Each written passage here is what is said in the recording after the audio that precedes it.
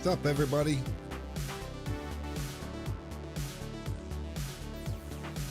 Hey, I see a Carlos.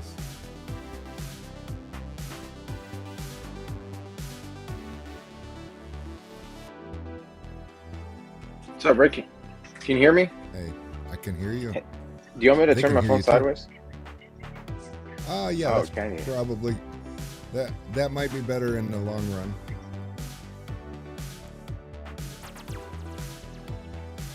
Let me turn this music down a little bit if I can figure out how.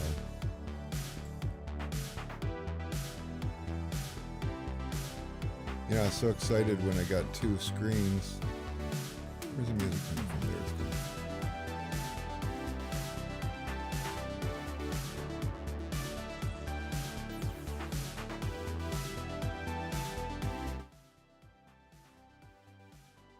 Oh, there we go.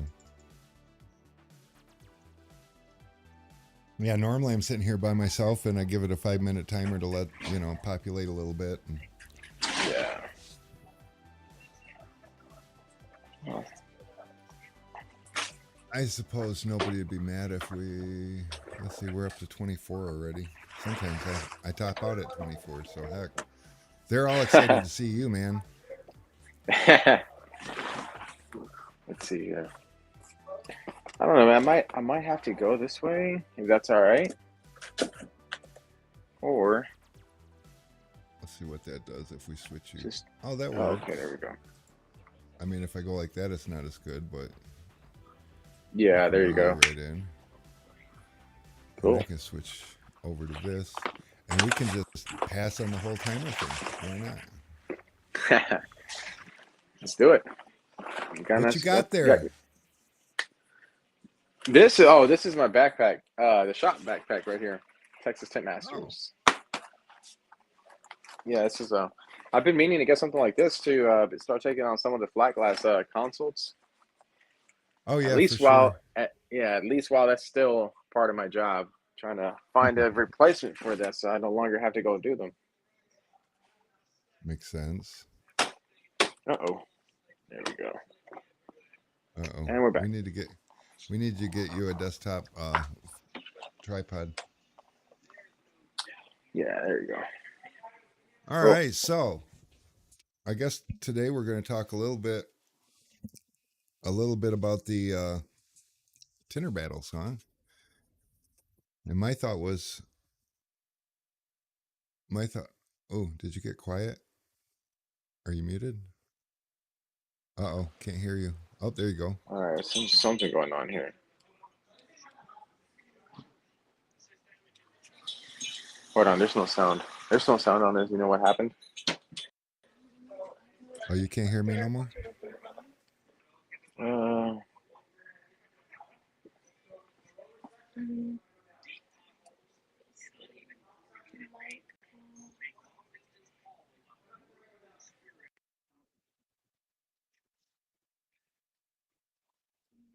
And everything's black. No sound. What's going on here? Hello? Hello, can you hear me? Nothing? Okay, there we go.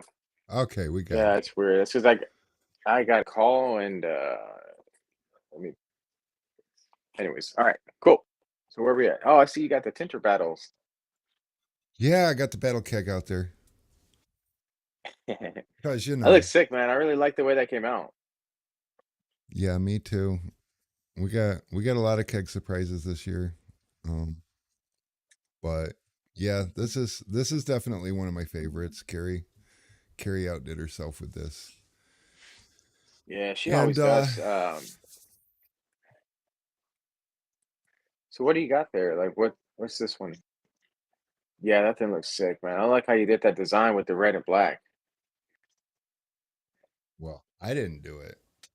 I don't know that I'm that creative. Well, I mean, it looks really, really good. Is that a dual hose as well? No, but it can be.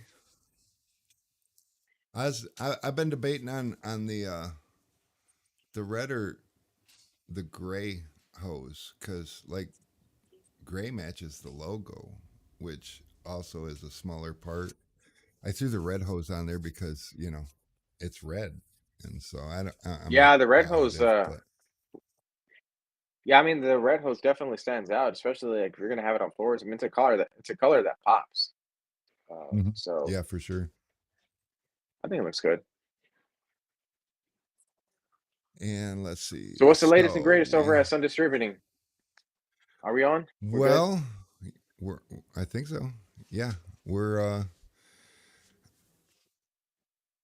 Carrie says red hose. She's the design expert, so there we go. Yeah, Mama um Ducky, all that. Yeah, and the Quack House. and on your screen, can you see you can see the chat also? No, No? no, I don't Oh see the really? chat. Nuh-uh.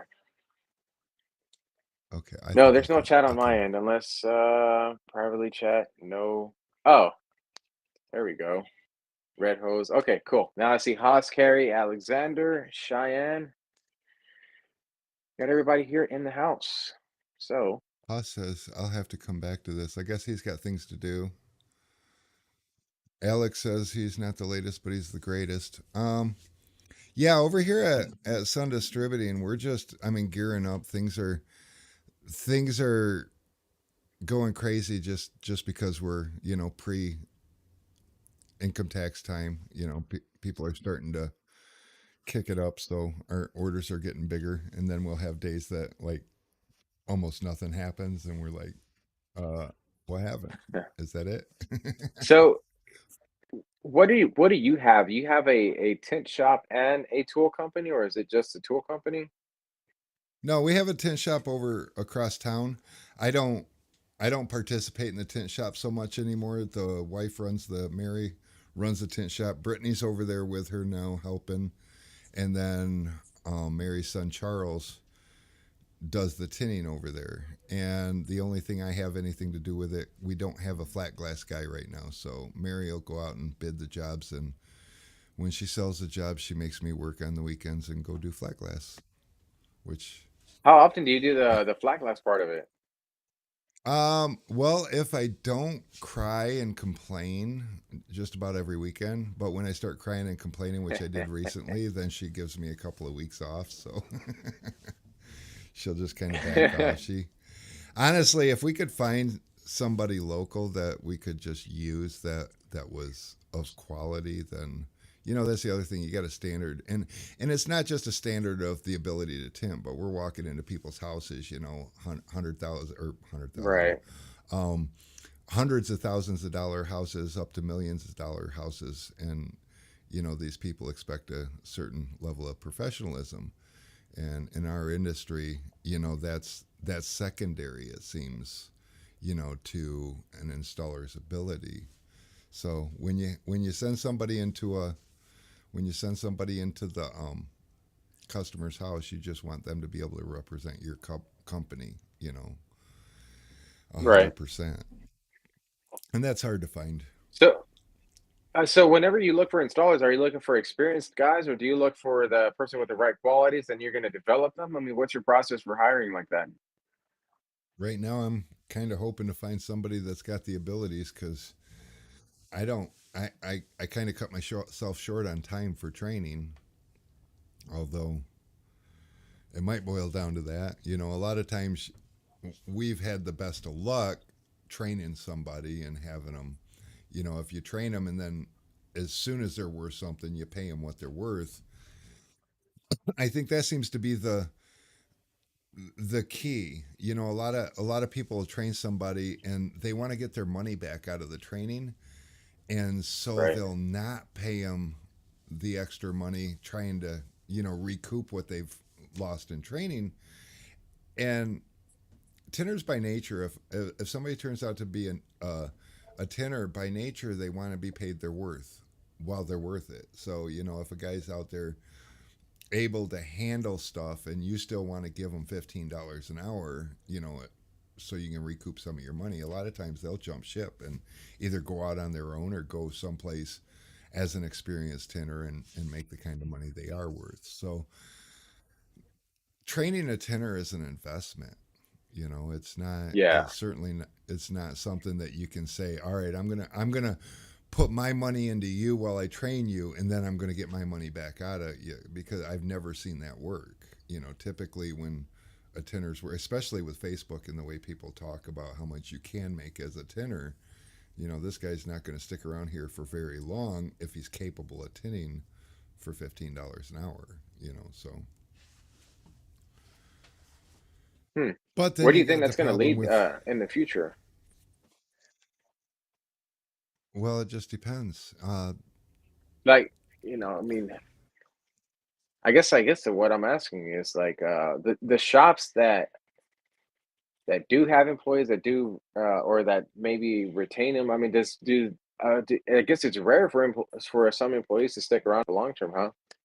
I've seen a few Yeah, shops that they just have installers coming in and out periodically. Like they quit, they go out do, and it's like they make a round, they come back later on, and it's yeah, well, a lot of it, you know, they have to go out and get their feet wet and get the experience. I've had tenors, you know, our main model starting out in business was basically mobile. We'd take care of other people's shops, other people's customers.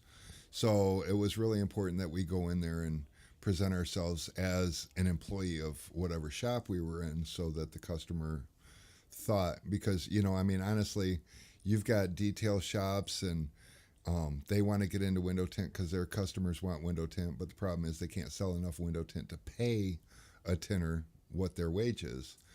So what we would do is go into these shops, glass shops, accessory shops, stereo shops, whatever, and take care of their customers. And we had at one time 16 of them, and my guys would make around $100,000 a year.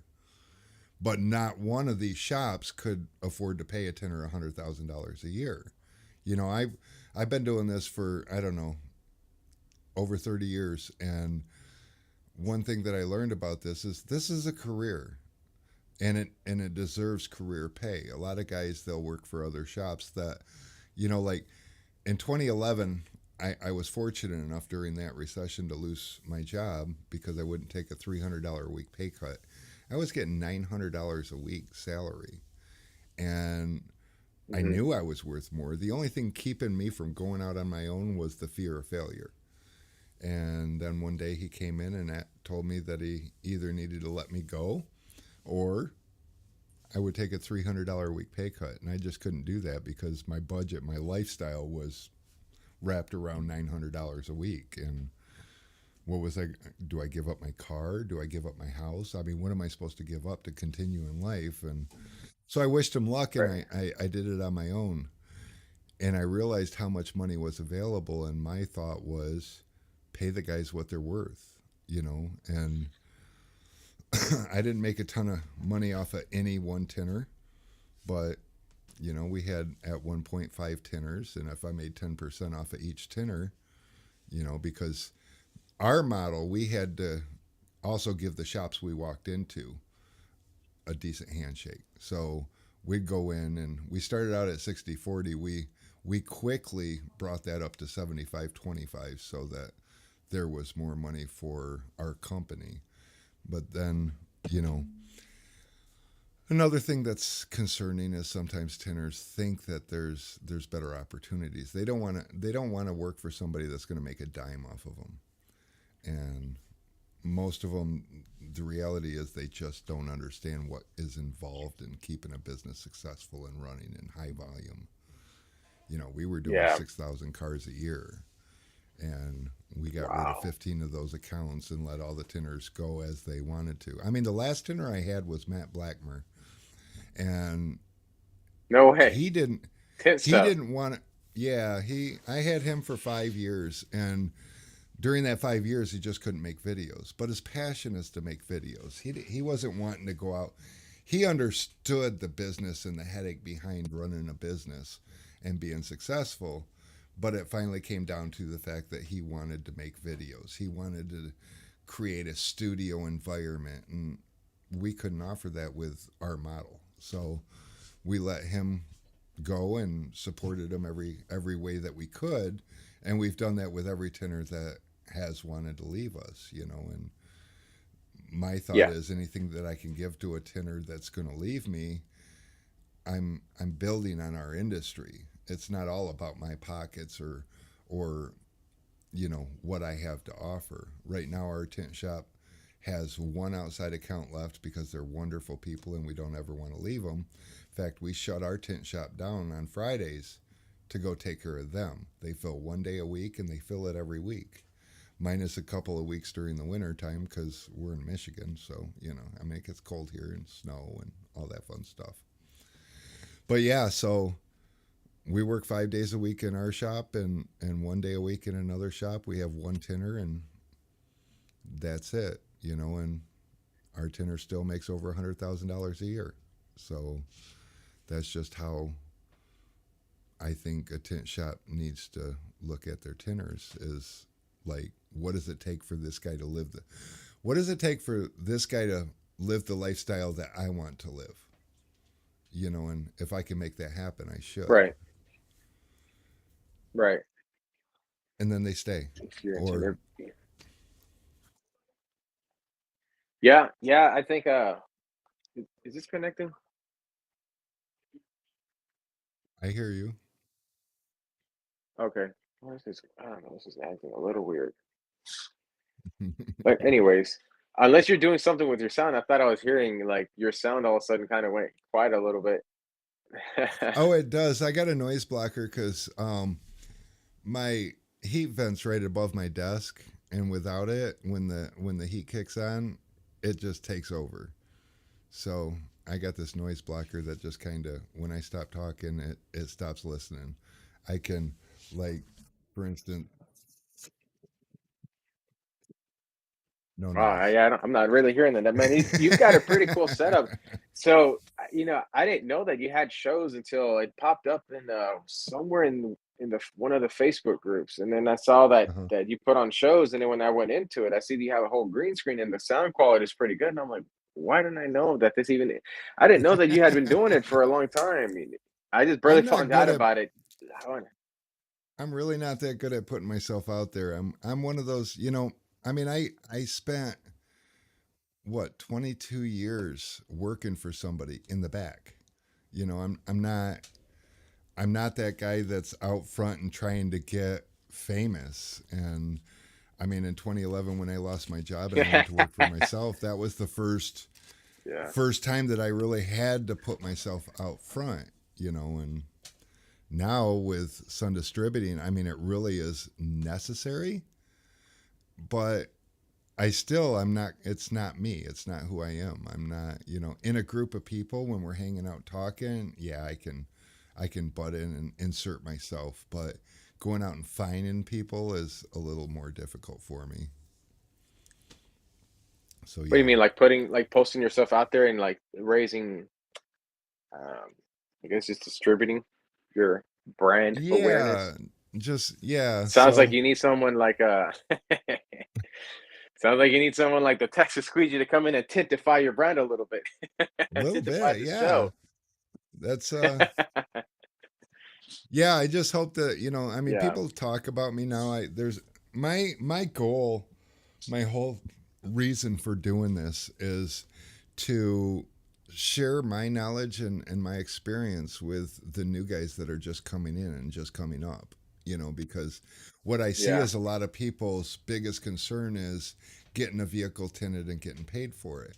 But long term, going down the road, there is so much more, and I would like to, like, for 22 years I always worked for somebody and I thought I paid really close attention to what was going on in the industry and what was going on with business and what works and what doesn't work, and if I ever did go out on my own, I would know what to expect. And then boom, I went out on my own and all of a sudden it was like there was so much that I didn't know.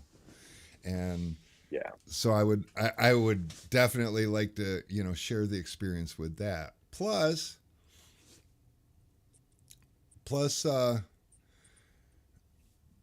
the tool side of it, hell, we have like over 1,300 SKUs. We've got so many different freaking tools in our industry, and all the experienced tinners are going to tell you is, well, I only like have 5 tools in my pouch. So then the question becomes, why so many freaking tools at the tool store? But, Just like the argument between what's better, two staging or bottom loading, or pulling door panels, or just pulling sweeps, or not pulling anything. There's arguments about that, but the reality is we all have different flavors. We all have different comfort zones, and the different tools are for the different people. There's like 17 different tools that do the same thing. So which one do you Yeah. like? And so that's kind Like of where whenever it the came to our when it came to our tool selection, I've always been the one, even us here at the shop too. We try to keep a large selection of tools because you end up, at least in my experiences, you end up going with your basic your there's like your go-to tools, but every once in a while you come in situations where those go-to tools don't work out the best. So I mean anybody that's watching, if buy more tools than you need, because it's better to have them and not need them than need them and not have them. Carrie's speaking up a little bit. Yeah, Carrie, she has been long suspecting that Marco and myself are somehow related. And You guys Marco do have a wishes. little bit of a resemblance thing. Is Marco at the shop with you guys this week? Yeah, he's out here. He's down here at the shop, and he's doing training for one of an installer that I hired, which is name is Sam. And then there was another person that wanted to get some training who found me on YouTube and then started following us on our social. And she asked for training, but my schedule, I wear too many hats now, so. I She know was that willing to come down feeling. and train. She's from New Jersey, so she's coming down here and training with Marco as well. So, So that's super cool. And that's another thing that, you I know, love the fact yeah, that companies are really getting involved in helping bring people up, with trainers like Marco. And I saw that Expel just brought Donnie Dixon on, and that's super cool. yeah, He's another long time tenor, and but that's what this is all about, is trying to just build yeah. up the industry. Yes, the one thing I'm constantly seeing and this is kind of a problem when I see with shops, like when you first start your company. You need to get your brand out there, you need to get known, and that usually is like the first problem that you face. So you got to get known, especially when you're in a saturated area. But then once you get to that point, when it comes to like, okay, now I want to grow, I'm starting to see more and more like the number one problem companies face when they're trying to grow is the staffing, is bringing on Yes. qualified people to come work and represent the team. So this is something that I'm having to go through with myself, and I have a few ideas for as far as how I could fix that. And the training is a huge part of it. Having proper training procedures, and if you can have a system that could take someone from from the streets, someone who doesn't know anything about this industry, and someone make them proficient when you put them through a system. I felt like fixing that problem is going to fix a lot of problems for a lot of people, especially as you're growing your company and getting bigger. But like Marco's down here, and Marco's a world class trainer. I mean, he's phenomenal with people. His level of attention to detail, his presentation, the way he takes things serious, how he talks to people, he makes sure that people are retaining information. Is pretty incredible to experience. And I'm Well, learning a and lot just from watching him. his energy level. He's not like over the top energy, but his energy level comes up to about here, and it's always got an upward arc. He's never got that like bring you down kind of energy level. He's always just just above and positive, and I love that about people. I try to aspire to be He's that guy, but it's hard. Yeah, he's very positive. But what I like about it too is very getting straight to the point. The more, at least for me, the more busy I've found myself, and the less time I can't sit and talk to somebody that they're just beating around the bush. When it comes to like, hey, do you need something from me? And it's either a yes or no, and what is it? And sometimes you get on the phone with somebody trying to beat around the bush, and I mean, I love that you're that way too, and you can sense it when it's just like, dude, just get to the point. You get what I mean? That's what I love about that Marco does, is that Marco's just pretty much straight up, and he's like, he'll give some hard feedback, and he say, "Hey, I'm not here to offend or anything. It's just that what I'm observing, but this needs to happen. This needs to happen." I was like, man, Hey, real quick, hey, Jeff H had a question for me. I guess he's looks like he said he would like to get a 3 gallon keg. I think he's doing that voice to text thing because it said cage, but he wants a custom logo and wants to know where to upload it. So, Jeff, we don't have an upload ability with the website. You just select the custom logo, and as soon as you place your order, we reach out to you, and we'll have you email us your company logo, or if you don't have a logo, we can help get you set up with getting a logo made. But then we from there we start the design process, and when you're happy with it, we print it. Usually turnarounds 2 to 3 days to get it printed and shipped. Once, well, 2 days once you say okay, and usually we can get you pretty happy with it within a day. So yeah, little off topic for a minute, but it's still important because that's one place my website's not super clear about is what do you do when you select custom wrap. But as Marco yeah. found out, you just say you want a custom wrap, and or Marco, ha, Carlos. As you can see, oops, other shoulder. Everybody. Geez, I don't know why, but I don't know. Maybe it's because I think if you rearrange the letters, you can almost spell Marco with my name. I think I'm only missing the letter M and S. I guess I don't know, but they mix us up a lot all the time, man. It started with the imposter syndrome that Marco came up with. He was saying that I was an imposter because I was wearing, as a Texas Squeegee, I was wearing those shades, and he claimed ownership of them. So um, me, me and Marco had this little imposter rivalry. And by the way, this morning we woke up like we hit the gym. So Marco's down here. You know how he's always doing workouts and stuff like that. So I'd already been warning him for some time. Hey, when you come down to Texas, I'm gonna give you the Texas, or not Texas. When you come down to Houston, I'm gonna give him a little bit of ass for. I'm gonna shake him up a little bit before I send him back to San Antonio. So we got up early this morning, 6 o'clock in the morning, hit up Brazilian jiu-jitsu class, and Marco and I were rolling around on the floors, sweating on each other. That's great. So, about But this whole tenor battles thing, I think the theme of this today, I wanted it to be, there's a lot of people like, well, I don't go to those things, and why would I, I'm not, the events, yeah, pardon the French, but a lot of tenors think that it's a dick measuring contest, see who's the baddest, and, not everybody's joining in. And, if the real skilled tenors are, you know, too busy to go and play at an event like that. So what are you really seeing? And I think unfortunately a lot of them are missing out on the the big whole picture. energy. And yeah, there's so much more to that. Like you were just at the Expel Dealer conference, and I I saw a lot of was people posting after it got over that, oh my God, it just relit my fire for the year, because so much more goes right, on at yeah. those things. The competition is just to attract those that want to compete. But I've been going to tin offs, and well, I went to the Tinter Battle last year, and honestly, the Tinter Battle was an energy that I've never seen before in this industry. It was 100% about all the Yeah. tinners, and it wasn't like it was all the greatest tinners coming to see who was the best, or there was no arguments. What I saw was a lot of young tinners coming in wanting to be better. And that opens up opportunities for both sides because there's people like me and people like Dean Mitchell and Carlos, and well, this year Jeff Welch is going to be there, and you're having a why are you ringing in my ear? I don't want to hear that. You're having what is that, the tent, the little The workshops. area workshop, that's the word I was looking for.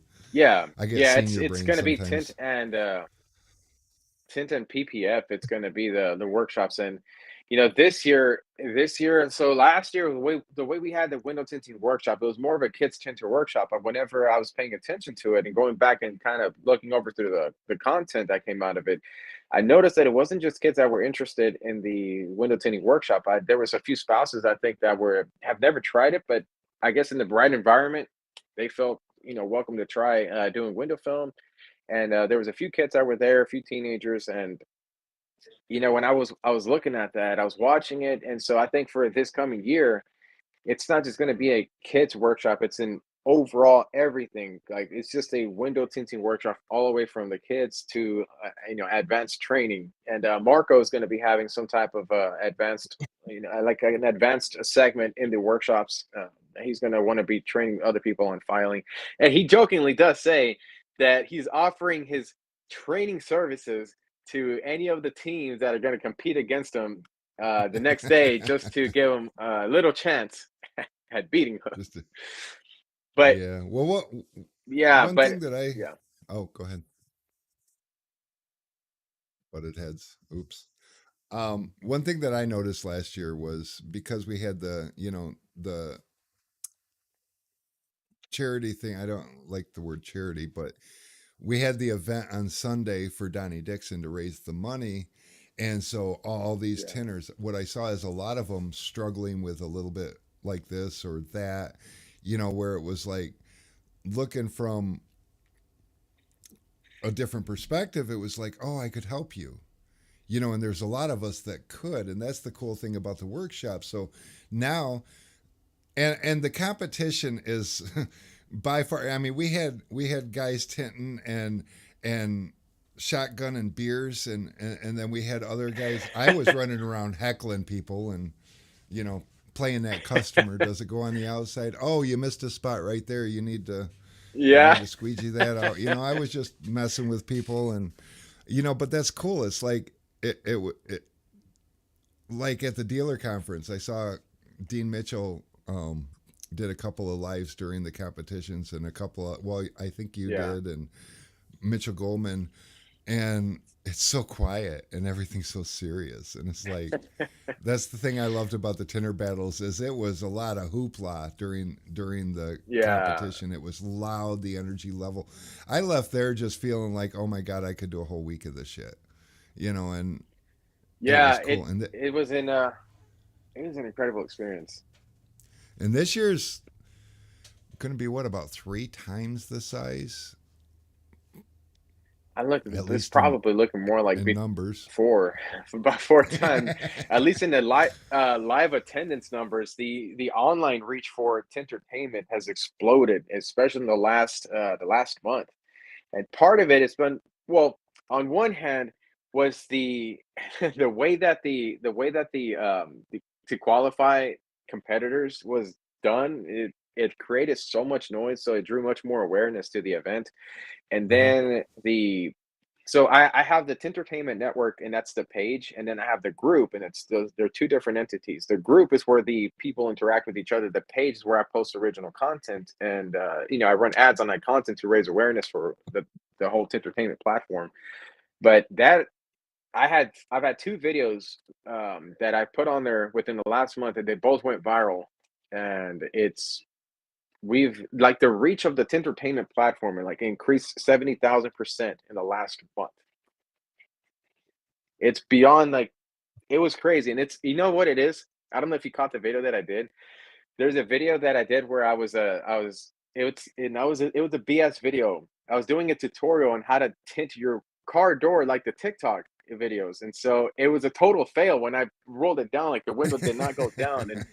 And I sprayed the door panel, and I was hosing the entire thing down. I was being super silly about it, but I was doing it in a serious fashion. So for some reason it hit like 10,000 views, and then it went up to 50, and then it hit 100,000 and 250, and it's sitting close to about 1 million. And I've run zero ads on it, so it's all pure organic reach. And so what's really, really, really cool about it is that now, last year, all the action and all of the interactions or the tinteractions that everybody Hmm. went through, everybody was talking about it. So it raised awareness, not from direct promotions of it, but from other people expressing how they felt about the event. Others Mm-hmm. who didn't go to it could see that experience. And so I think this year it's going to be that times five at least, because now we started to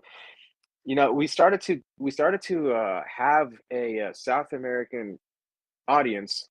And there's a guy who's from Colombia who hosts talk shows, and like kind of like Tinter Tuesdays, but he does it for the Spanish community. And promoting Hmm. Tinter Battles, and so he's trying to make it to the event to be a Spanish commentator. But even if he can't make it live at the event, he's going to be doing it online, doing a live commentary of the Tinter Battles competition, so that all the Spanish speakers will be able to follow along and understand with the event. Yeah, I get a lot of people are asking me to do a, even though it's not on a Tuesday, can you do a Tool Talk Tuesday live from there? And I'm like, I don't know how I could. It's just there's so much going on, and the fact that You should. you're well, we'll see what we can come up with. I mean, so many people are going to be doing some live stuff. I wouldn't mind. Actually, it might not be a terrible idea. I might be able to do something on the in the workshop area, like during that time, I think you because should. then I think that'd be a that really, would really good. Yeah. that would be super good because I think a lot of people that didn't make it to it can kind of see what else is going on, not just the hoopla and the fun, but there's going to be some real serious growth opportunities for anybody. And I don't know. See, I think that's the it's one super thing I cool. think one of the I think one of the hardest challenges that I had with putting together Tinter Battles and Tintertainment, and even still to this day, is that there's a misconception that Tintertainment is just nonsense and silliness, and it's absolutely not. It's it's so much education, substance, and so much learning behind it, but it's led through like Tintertainment has to become such a vocabulary word for me. So when I try to say entertainment, it's so easy to just say Tintertainment. But we lead with the entertainment because the entertainment is what's engaging, it's what's interactive, it's what's going to grab people's attention, and obviously you fill the substance with actual value. So whether if I'm going to sit and talk about, like you're going to go start a business, for example, and I could tell you, like, you want to go do this and you want to do that and blah, blah, blah. And that's boring. So we put some entertainment, we put some splash on it. And all of a sudden, you want to start a business? Well, I'm going to tell you the first 3 things that you need to do: go tint yourself. No, I'm just kidding. But Well, no, but, so the other thing is, and not to talk down because everything has its place. I remember my first WFTC 10 off that I went to. It was amazing. They have seminars, they have all kinds of things that you can learn from on the business side of it and how to grow your business and I got to talk to people about what to do with employees, like the best piece of advice I yeah. got the very first year I went, they were talking about what to do with employees that you're on the fence with. And the best piece of advice was stop wasting your time. If and we had an employee Yeah. like that it was like if she could only get it, I mean, and we were being patient for months and months and months. Unfortunately, our very first interaction when we got back was letting her go, but it was the best thing for us Hmm. because she wasn't getting it for months. It was like we were paying somebody hoping they would something would eventually click. It just wasn't going to happen. And then you find somebody where it's like all of a sudden it makes sense to them, and that's your person you would have never found if you would have kept holding on to this other person. Things like that. And but the thing is, Right. then the rest of the event, other than all the tinners being there, is a bunch of vendors trying to sell you stuff, trying to make you their customer. Oh, who do you use? Oh, you need to try our film. You should try this. Let me send you a sample. You should buy my stuff. And well, Tinter Battles is nothing like that. It's all about the tinners, and you It's don't yeah, have a it's place. And I mean, there's obviously sponsorship because I would imagine an event like this is probably costing tens of thousands of a lot. dollars, and Yeah. There's a lot of maybe, moving parts that go into it. Yeah. yeah. Well, and so Bang Energy Drink. How did Oh yeah. because like when I saw you announce that Bang Energy Drink is sponsoring, I'm like, I've got a million questions in my head about this. Like, where do they even fit in other than, Tinner's like a 99-cent can of energy drink. So that's cool. But I mean, how did that come about? Well, I wanted to have some type of drink, and I originally I reached out to someone who is within the industry who does energy drinks, but they didn't seem too excited about the idea at the time. So, Eric Devash is one of my closest allies when it comes to organizing a lot of the stuff. I mean, he's such a huge supporter of everything. He's a huge supporter of everybody. So, I think he knew about it, and he just sent out a message to Bang Energy, and we they basically looked into what we were doing and stuff like that, and it seemed to fit with the craziness of what Bang Energy is. So they jumped on board. They're providing free Bang Energy drinks to everyone. It's unlimited drinks for everybody. So unlimited energy for the Tinteractions, Tintertainment, and Tinter Battles. So we've got another custom keg. Let me switch this out for a second. People are going to like this. I want to see this one. If it's the one that I'm thinking about, this is going to be really, really sick. I've been wanting to see it. I think I've seen it in pictures. Oh yeah, almost bringing a little bit in camera. There you go.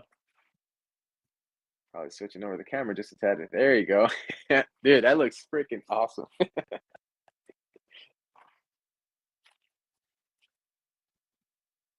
Let me move this mic out of the way. But yeah, so, and this one's even got a Oh tap my on god, it. that is sick. Oh And yeah, I the only see thing, that.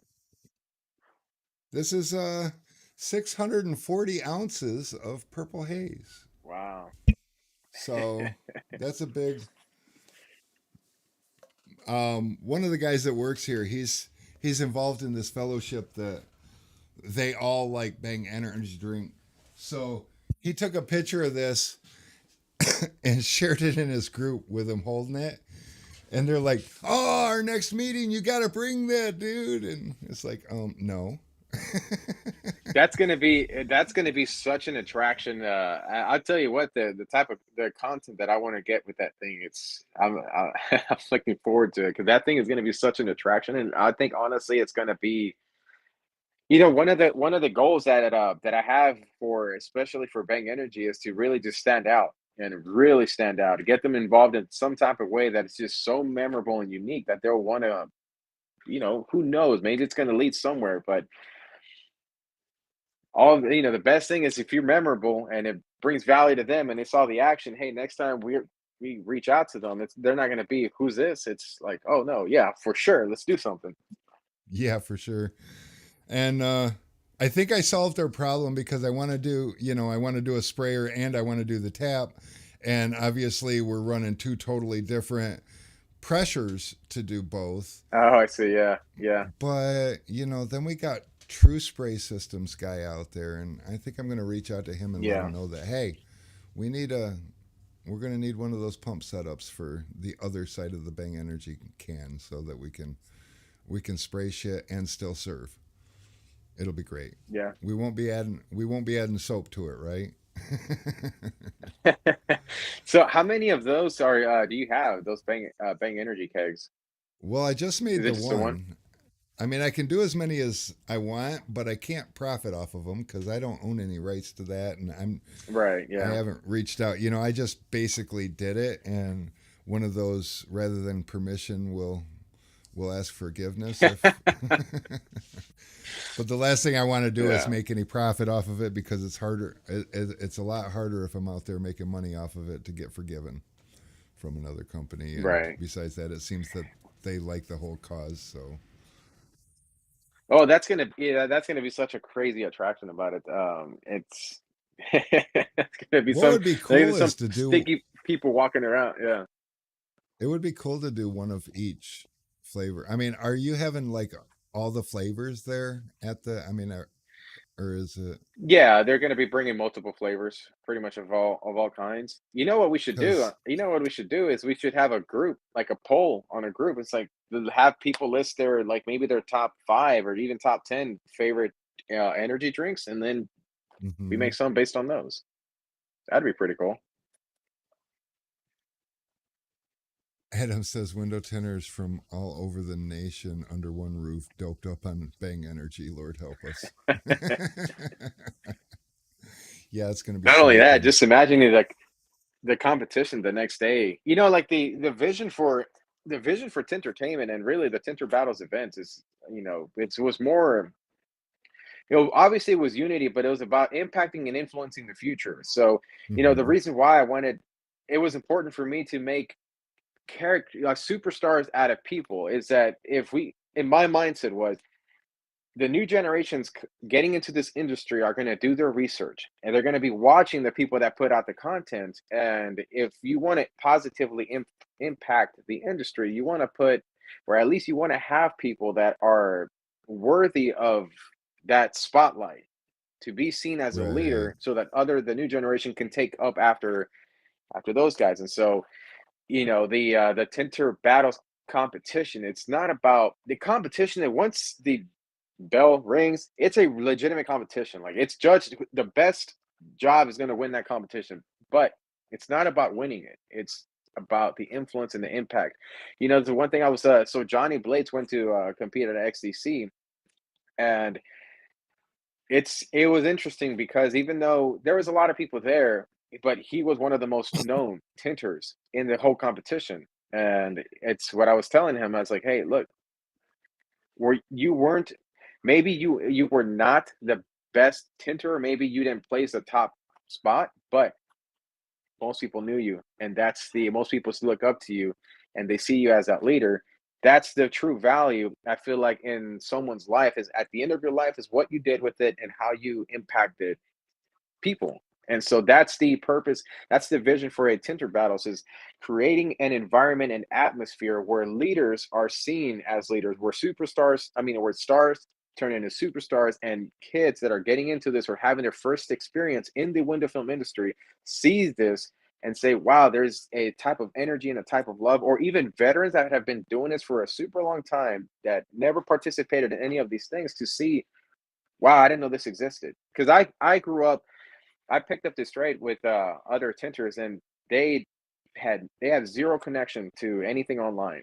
They're completely disconnected from anything that even exists by terms of groups, or even back in the days where the tint dude forums, they knew that there were Yeah. competitions out there, but they had no concept of what would the experience of something like that is going to be. So, again, an inviting atmosphere for everyone to learn from, and the vision is obviously, divisions having segments so that anybody going into it, like you mentioned earlier, if you want to get better in business, well, there's the opportunity because of segments and seminars we might be having, or marketing, or even getting into flat glass or PPF installs. I mean, creating, just to me, if you create the fertile soil for something magical to happen, then it's most likely going to happen. And that's the networking value of going into an event like this and sharing a fond memory with a person that forms that relationship. It's either can form a Yeah. relationship or strengthen existing ones. So Well, yeah, like also too, like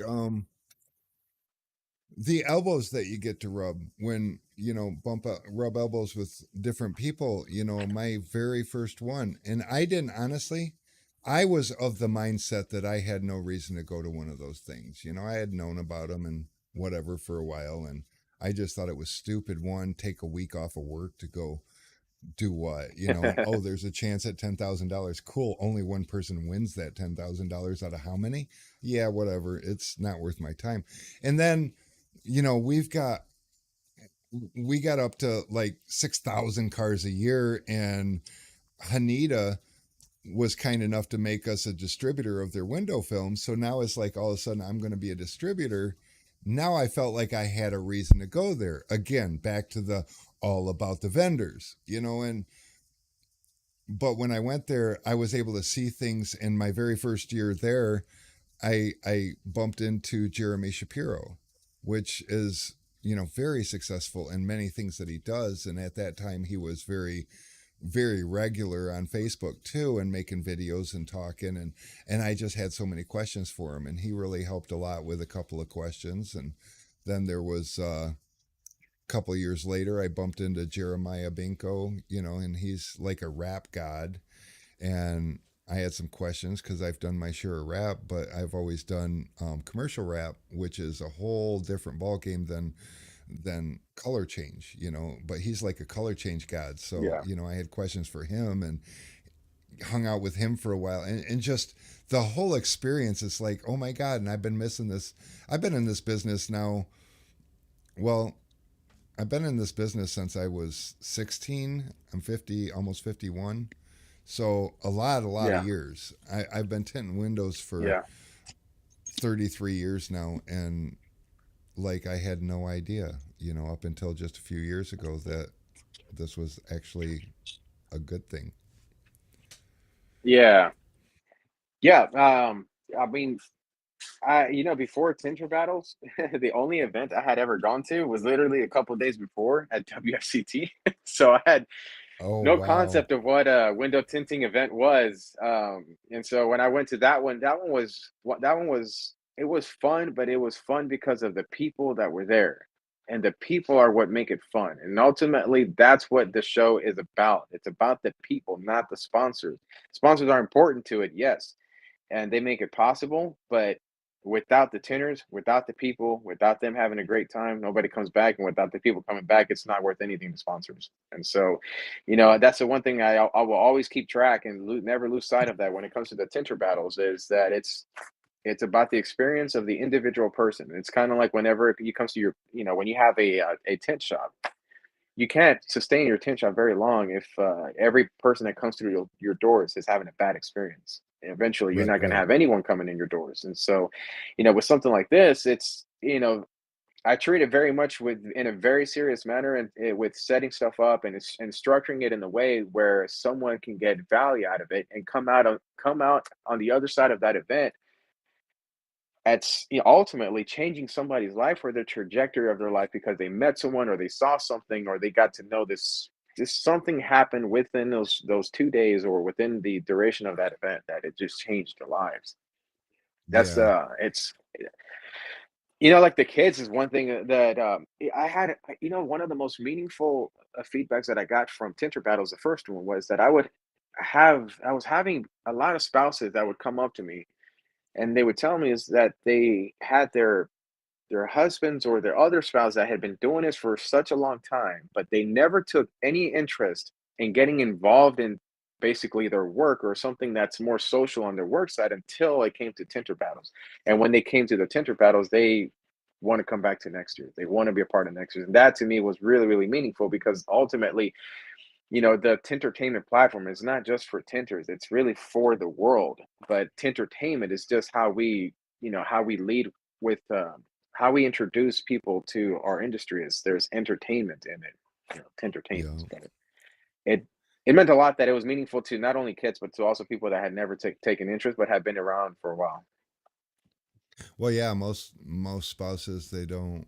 Well, like Mary, for instance, when me and Mary got together in '08, and she had no interest in window tint. She had no desire to know what I did for a living. She didn't care. When I lost my job and started working for myself in 2011, she still didn't care. She loved the new influx of money and the fact that we all of a sudden was comfortable. And then in 2013, this whole situation got dropped in my lap, and I had to become a legitimate business, and I had to run scheduling and payroll and stuff like that. And I asked Mary if she would help me, and it wasn't until she was forced into it. And now she's all in. She runs a tint shop. She's got employees. She does payroll for both companies. She handles the accountant with both companies. She handles all the business end of it for the most part. And it's just she even learned how to do flat glass tint, but she isn't going to do flat. But she wanted to learn, just like Brittany Right. learned how to tint windows. Brittany, she worked for a cleaning company that cleaned commercial businesses, and she was having a hard time at work. And we asked her one day, "Do you want a different job? You can come work for us." And she's like, "Okay." And so Hmm. she just because it seemed like a smoother path for her, she came to work for us, and then she learned how to tint windows, and she learned how to do PPF, and she decided she really liked PPF, and so now she does all the PPF Yeah. and helps Mary run the front and everything. And it's like, but yeah, all these family members that could get exposed to this through a more enjoyable would look at what it could do for each individual person that wants to run their own business, and you struggle with getting employees, you struggle with, the help factor, where if your people that are already in your circle knew what they were missing, maybe you would struggle a little bit less with the help and actually grow a full on business instead of, as a lot of people say, you own a job. If you're a one man show Yeah. and you break your leg, there's a good chance that you stop tinning for however long it takes to heal. Where if you get all the people around you in it, and what a better way Yeah. to get them interested or find out if they're interested is to expose them to something like Tinter Battles, because It can definitely change it definitely changes in, like, the one thing that I want to start doing more and more is actually taking my staff out to these types of events, because it's easy to come in and just get into the everyday grind of, like, this is just a job, this is just a job. But then when you start to connect with more people in the industry, you realize this is not just a job. Like, this is an entire family that you have, that people care about you. They reach out to you. I mean, Johnny Blades came into my shop, and he had some connections, like, but just from people that he's worked with in the past. But he got to know a completely different side that he didn't know existed before. And he came to get a job, and he found a family, and that family was us and you guys and everyone, the whole I guess some people are calling it the Tintertainment family, but yeah, whatever. But just a different, like, a different side, man. And then even going up to XDC this past time, you experience the industry without necessarily tinting, unless you're competing, I guess. But I've met my closest friends, ironically, are the ones who are furthest from me. Like, I mentioned a few: Cody Becker, the Beckers, Jared Becker and Cody Becker. They're out in Delaware. Yeah, David Serro out in Florida, which we're going to be hosting the Tinter Battles there. You have Eric Gabash over in California. These guys are nowhere near me, but and then and then Marco too. But through our social media platforms and stuff like that, we're able to keep up with each other, and people posting different videos. I never ever experienced what it was like to meet someone for the first time and be like, wow, I've known you forever. Like, we don't even feel like we're meeting for the first time. yeah. There's a lot of people when we went to There's the events where it's like, you've been posting so much and I've been talking to you a lot on social media, but I've never met you. So the first time I actually got to physically meet them, it didn't feel that way at all. yeah, yeah, yeah. Well, hopefully, I get a little more time with you this year. Last year, it was quite obvious it was your first go around, and you handled it so well. But man, there were so many moving parts that you were It never still. was. The only time you were kind of still is when you had the microphone in your hand, and obviously you're not hanging out at that point. So otherwise, Yeah, it was somebody. oh, it was so new, man. It was so new, and it could have been a I don't know, it could have burned down in flames. It was gonna be something. It was gonna. I mean, it was crazy, and for all the right reasons. Things, not everything went perfect, but the things that didn't go perfect actually became the more memorable things that we remember now. And I don't know if you remember during the competition, but there's a time when we were all shrinking. It was probably towards the beginning, but a few of us, our lights shut off. Like, the electricity just cut out, and people were trying to Oh heat shrink. And I don't know if you remember that, but no, we I were like, was. "What do we do?" Yeah, that makes a whole lot of sense considering you probably got 6 or 7 different heat guns plugged into Yeah. 3 outlets, and we should all know that that doesn't Yeah. work. Yeah, No. and we had a few plans for it, but it just didn't work out that way. And to be quite honest with you, it was a memorable part, because I remember everybody had a different side to tell of that story, but it's all different perspectives of the same thing that happened. And I remember, from my perspective, stuff shut off, and anything that happened at the event, they looked at me like, "What am I gonna do?" And I was just like, "I'm competing too." So now I'm like yelling, "Hey, call a timeout! Call timeout!" Eric's on the other side. He doesn't hear me. He's like, "No, there is no timeout. There's no timeout. Like, we're gonna keep going." And then Robert Moreno, who was the guy who ended up winning from Next Level Windowton with Mike Nord and a boss lady, they were like, no torch, no problem. I mean, no heat gun, no light, no problem, because they were torching their way through. So they Yep. just kept going, and eventually the lights came back on, and then it kicked everything back up. But it was one of those moments that was really, really memorable. And the other things too is Jason was the I'm just here for the beer guy. This guy was getting so many distractions when we were competing. Everybody just kept bringing him a beer, and I don't drink beer, but somebody brought me one, and he was on the other side, and I had one. So I'm like, Jason, and he looks over at me, and I was just like, here, let's take a toast. And we took a toast on top of that car, and I was like, boom, did that Stone Cold Steve Austin like chugging the beers. It man, it was It was oh a man, lot it of was a lot of fun. fun. Well, and It was a that's, lot of fun, and like just the stories that people tell from it, it's you incredible. mentioned the torch, and that's another thing. I mean, how many guys are watching right now that have never picked up a torch but have seen a video or two and like has so many questions like I want to do that but I don't even know where to start, and it's intimidating. It's fire, and so I'm going to be there with my torch. You know, Marco's going to be there with his torch. that was one of the things about that I really wanted to for the audience to experience. And when with the idea of setting up some rules or some limitations as far as the rules went, I didn't want to stifle anybody's style of tinting. For to the audience, the value that I wanted the audience to get was more of a hey, this is like a buffet of window tinting methods and styles, because everybody can do whatever they want, pull panels, torch shrink, whatever. It was fair game. The value to the audience was I wanted them to see that hey, why is this guy wet shrinking? This person's pocket shrinking. This person is torch shrinking. They're two staging. This one is bottom loading. Like, why? I mean, if you're watching it, you're just learning from different styles, and then go up to the person afterwards and ask them like, hey, why did you do it this way? Yep, yep. So Yeah, no, it's going to be an amazing opportunity, and who knows, maybe we can use the platform to help put to bed the idea that anybody's way is the right way, because it's it is man, and yeah, it's it's not. not.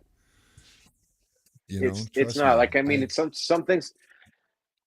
Hey, I stuck around for certain styles for years, like probably even more than 10 years. I stuck around with certain styles, and then as I started to meet other people, I always keep an open mind. Like I never say my way is the right way. I'm always like, there's got to be a better way. There's got to be a better way. And people are always come up with new different styles and techniques and tools as well. And so you have to be adaptable to that. But experiencing all of that and being able to go up to those people and ask them like, why are you doing that?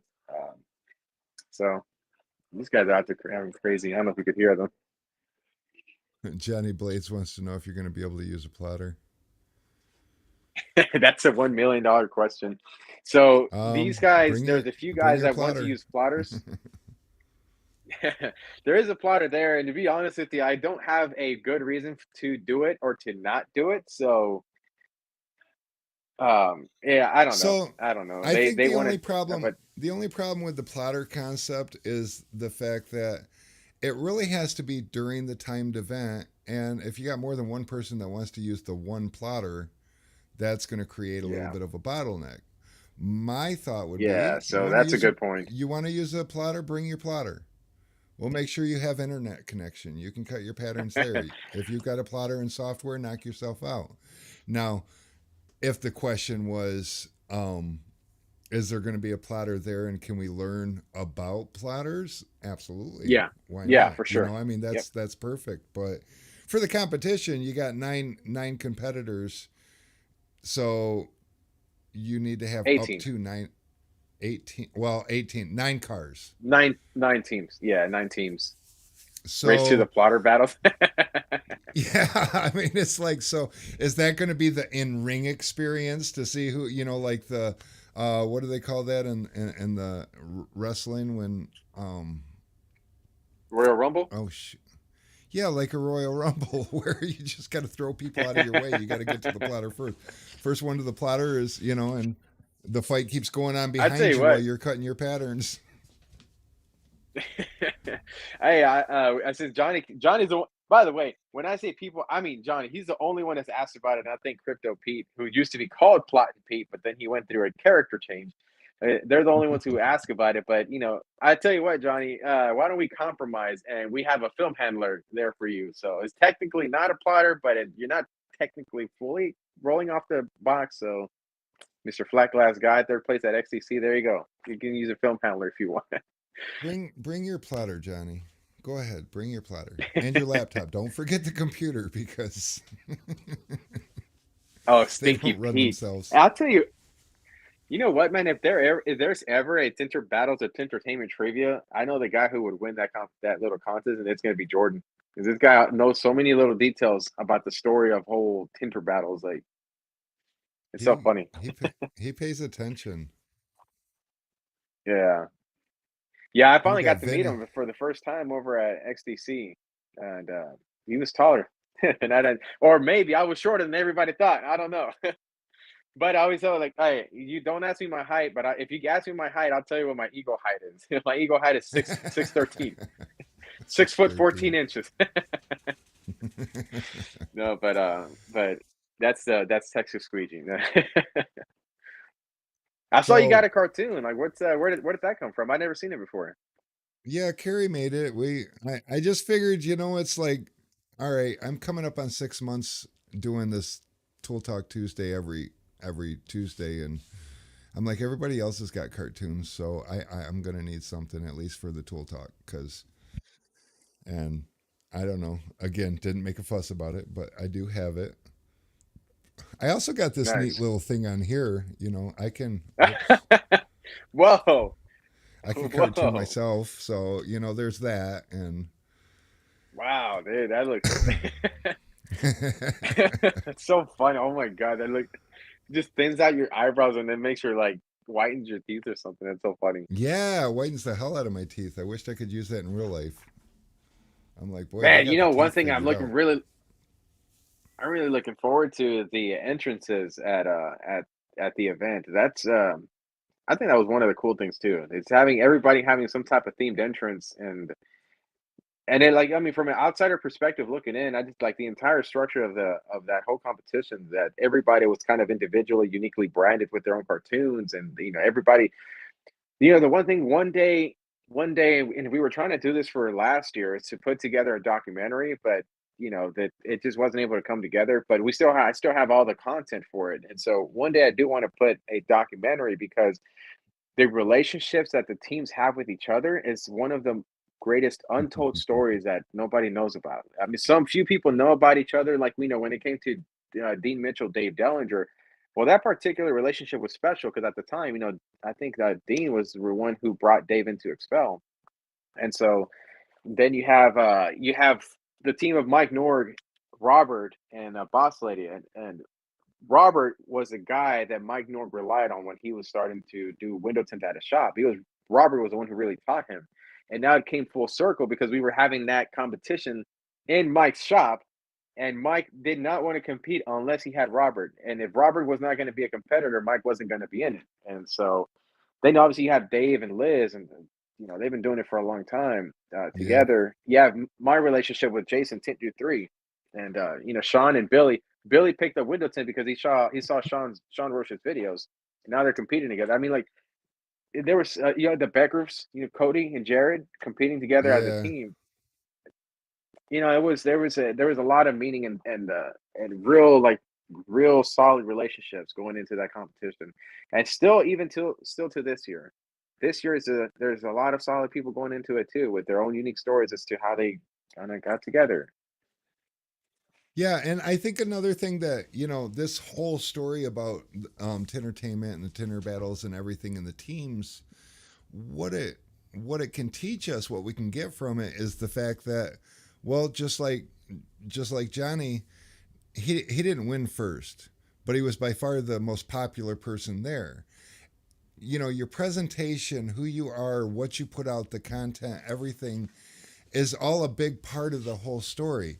You don't have to get the least amount of specs or whatever in your tint job to be the best. What makes you the best? And in a well-rounded business, the same thing applies. As like, are you the best in your city? Well, you'd like to think so, but at any given day, maybe you're not. But what does the rest of the picture look like about you? And Right. when somebody goes into one of those local groups and says, "Hey, I wanted to get this tinted, where do I go?" How many times does your name show up? When your name shows up, how many likes does that comment with your name get? And those are also a big part of what makes you the best, because it's not just about the job. There's so much more to this that makes you who you are and what you are, in life, in the industry, everything. Yeah, this concept of being the best too, I think has a lot of misinterpretations to it because what to me being the best doesn't necessarily mean that you're superior to everybody else. I think that's an old school. I don't even know if it's old school to be honest. I think it's just a toxic view of what the best is.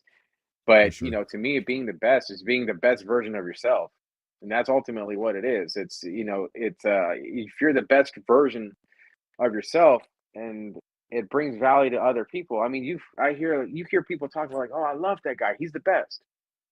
Well, what do you mean the best? The best at what? Is like, well, I don't know. He's the best. They're basically saying he's a great person. And so, Yes, yes. yeah, Yeah, yeah, I think I but man, think Mr. Lawson said it right there. The best is to be better than you were yesterday. Never stop growing and learning. Simple as that, and that's 100%. That's my goal every single day I wake up, when I go to work, when I go out in life, is I just want to be better than I was yesterday. I don't always succeed at that. right, But if every day that's my goal, then in a given time frame, I end up succeeding. When you look at me, if you would have known me 15 years ago, you wouldn't have wanted to be around me. I was angry, rageaholic. I was mad most of the time. I didn't have fun during the day. Nothing was ever enough. And yeah, I don't know. I had a few things planted in my ear along the way. One of them being, happiness doesn't come from getting what you want. Happiness comes from wanting what you get. mm. And From that's wanting. Wait, deep. hold on. Say that again. Happiness doesn't come from Happiness, getting what you yeah, want. It comes from wanting what you get. wanting what you get. What What do you you get. explain that? So a lot of times we want something, and it always falls short. It's so hard to achieve perfectly what you desire. But if your desire can become what's given to you, your perspective has to change in order for that to happen. So like a lot of a lot of people look at a struggle as a problem. But is it really a problem, or is it an opportunity? An opportunity to grow, an opportunity to conquer Right. something you struggled with yesterday.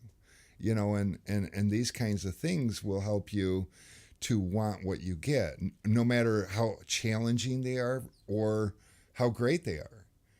Sometimes I get great things, like I became a distributor. I never imagined myself Yeah. becoming a distributor.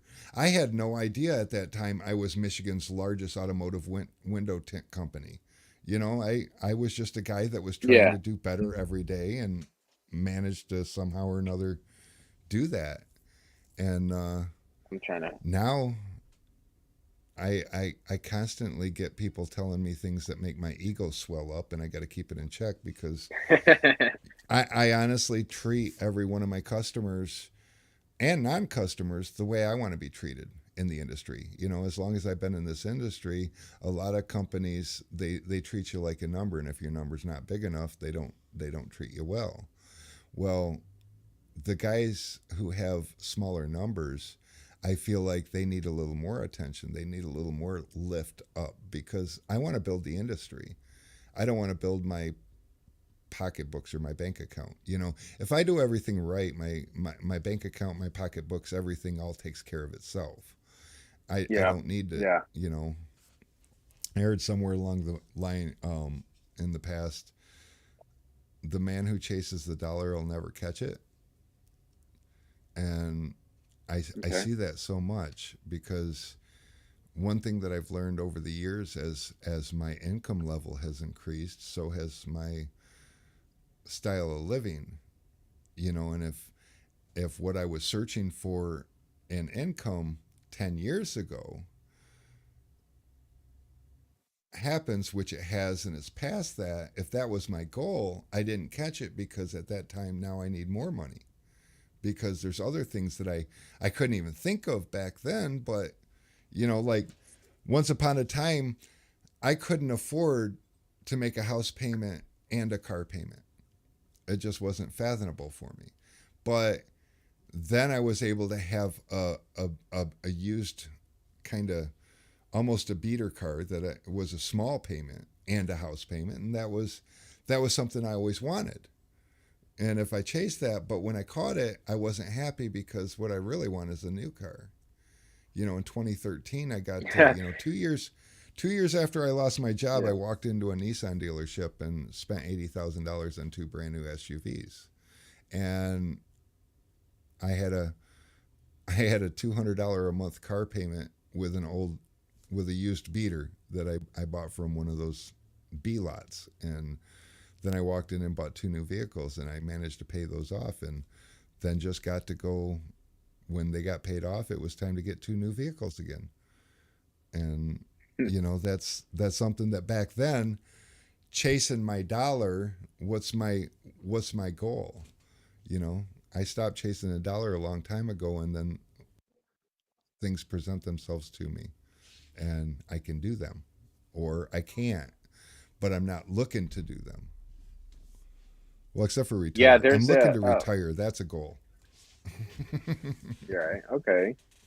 There's a when you were saying something about like you said something that sparked a quote that I had heard some time ago, and that the quote was that the antithesis to happiness is adaptation. And whenever I pondered on that thought, it was like, boy, that's true. Whenever you want to get something new, you get it, and it brings you happiness for a little bit, but then you adapt to it, and then no longer it loses that new thing, that new feeling of like I got this new thing. A long time ago, I got over that.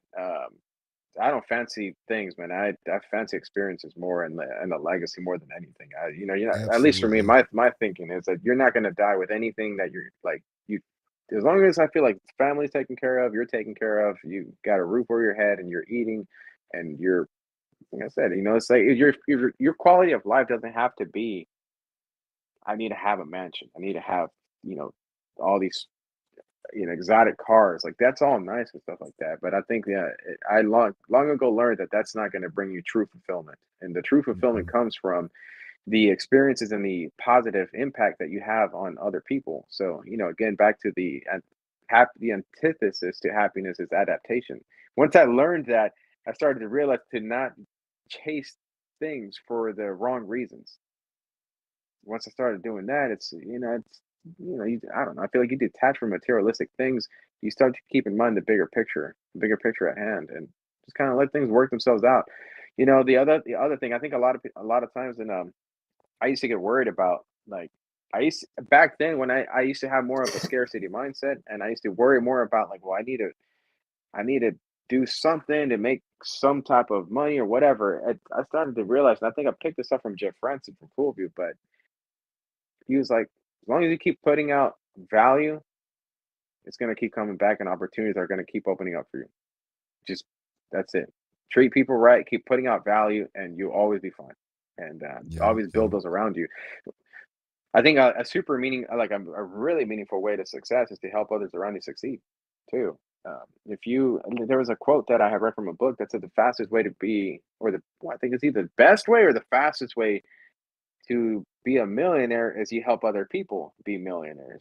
And I took the millionaire part away and I replaced it with success. And I was like, yeah, that's true. If you constantly absolutely. building other people up, you're constantly, I mean, really, so this is how it's worked for me, like in an actual real world scenario, is some of the relationships that I have, I it's not transactional at all, like not at all. It's like Patrick's show. It's just a cup of coffee. Sometimes we pull stuff for each other. Like, when it comes to the relationship, you take care of this. It's like, oh, you don't owe me anything. It's just a cup of coffee. It's whatever. Get it down the road. But enough of those, man. Like when you have the right relationship with a person and or a business partner or work or anything like that, rather than, hey, I'm going to do this for you, but keep a tab on it because I don't know. I don't like dealing with this thing. I think like that people like that are too short. Like you don't see the big picture. Like just put good out. It'll come back in some way, shape, or form. But just And don't don't set keep score. expectations to it because then yeah. Yeah, exactly. Like don't If keep score, you know? I used to be that guy. I used to be the guy that I was when I'd meet you, I was the first one to do a favor because I always wanted those favors in my pocket. And I was so miserable from stuff like that just because of the fact that a lot of people they appreciate what you did, but they're not keeping score. And you ask them for a favor and it kind of inconveniences them and it doesn't work for them and they're like, "No, I can't." And then you're mad because you owe me. And Well, today there's the nobody owes me expectation that anything. people set forth. Yep, yep.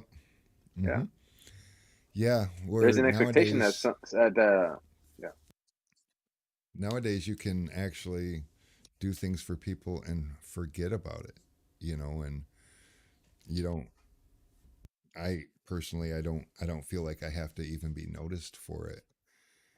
Like for instance, my neighbor who now lives in Florida and his daughter just moved into his house and he must be really old cuz his daughter's an old lady. And Oh wow. but we get a lot of snow up here sometimes and I knew that he couldn't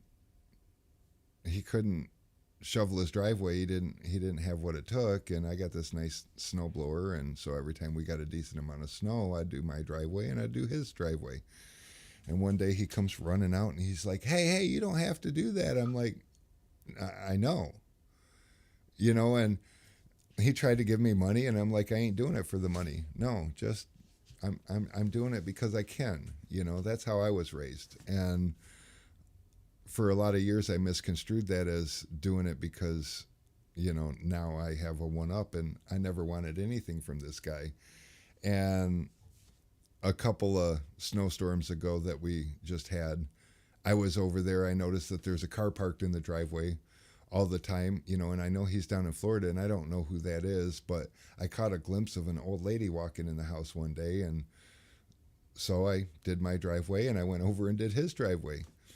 And she comes out and she's like, "Are you at the wrong house?"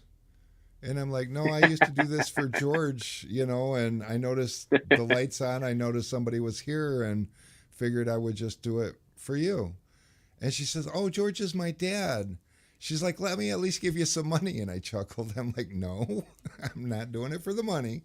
You just go enjoy your evening and I'll get this all cleaned up for you." And so she hasn't bothered me again since. I've done it a couple more times since then. But those little things just make you feel good because you're doing something for somebody that without that opportunity for them, their situation would be less than, and you Right, was and I'm able to sure make it better. it meant I'm sure it meant more for you to be in a position where you could help somebody out than money could have brought to you. Like there's a certain fulfillment like that money was just not gonna bring. You can't put a price on like you can't really put a price on fulfillment. Whenever something like that feels good because you did good, you can't put a price on that. Yeah. And I always You take a struggled with paycheck and it. I always struggled with the concept behind this, but a long, long time ago, somebody told me that you need to do favors for people without getting caught. So I try to do things and not get noticed because what I learned is that is the ultimate, like inside your, like nobody knows that you did that. Only you know that you did what you did. It kind of boils down to when people say integrity is how you act when nobody's looking. yeah. And so I try to do that. Like I don't know. I guess I could give you a few examples, but if I did, then everybody would know. So I'm not gonna. But there are things, there are things that I practice doing. When it's within my means, whether it be, you know, noticing a waitress is having a bad day and giving her a $50 tip and getting out of the restaurant before she finds it.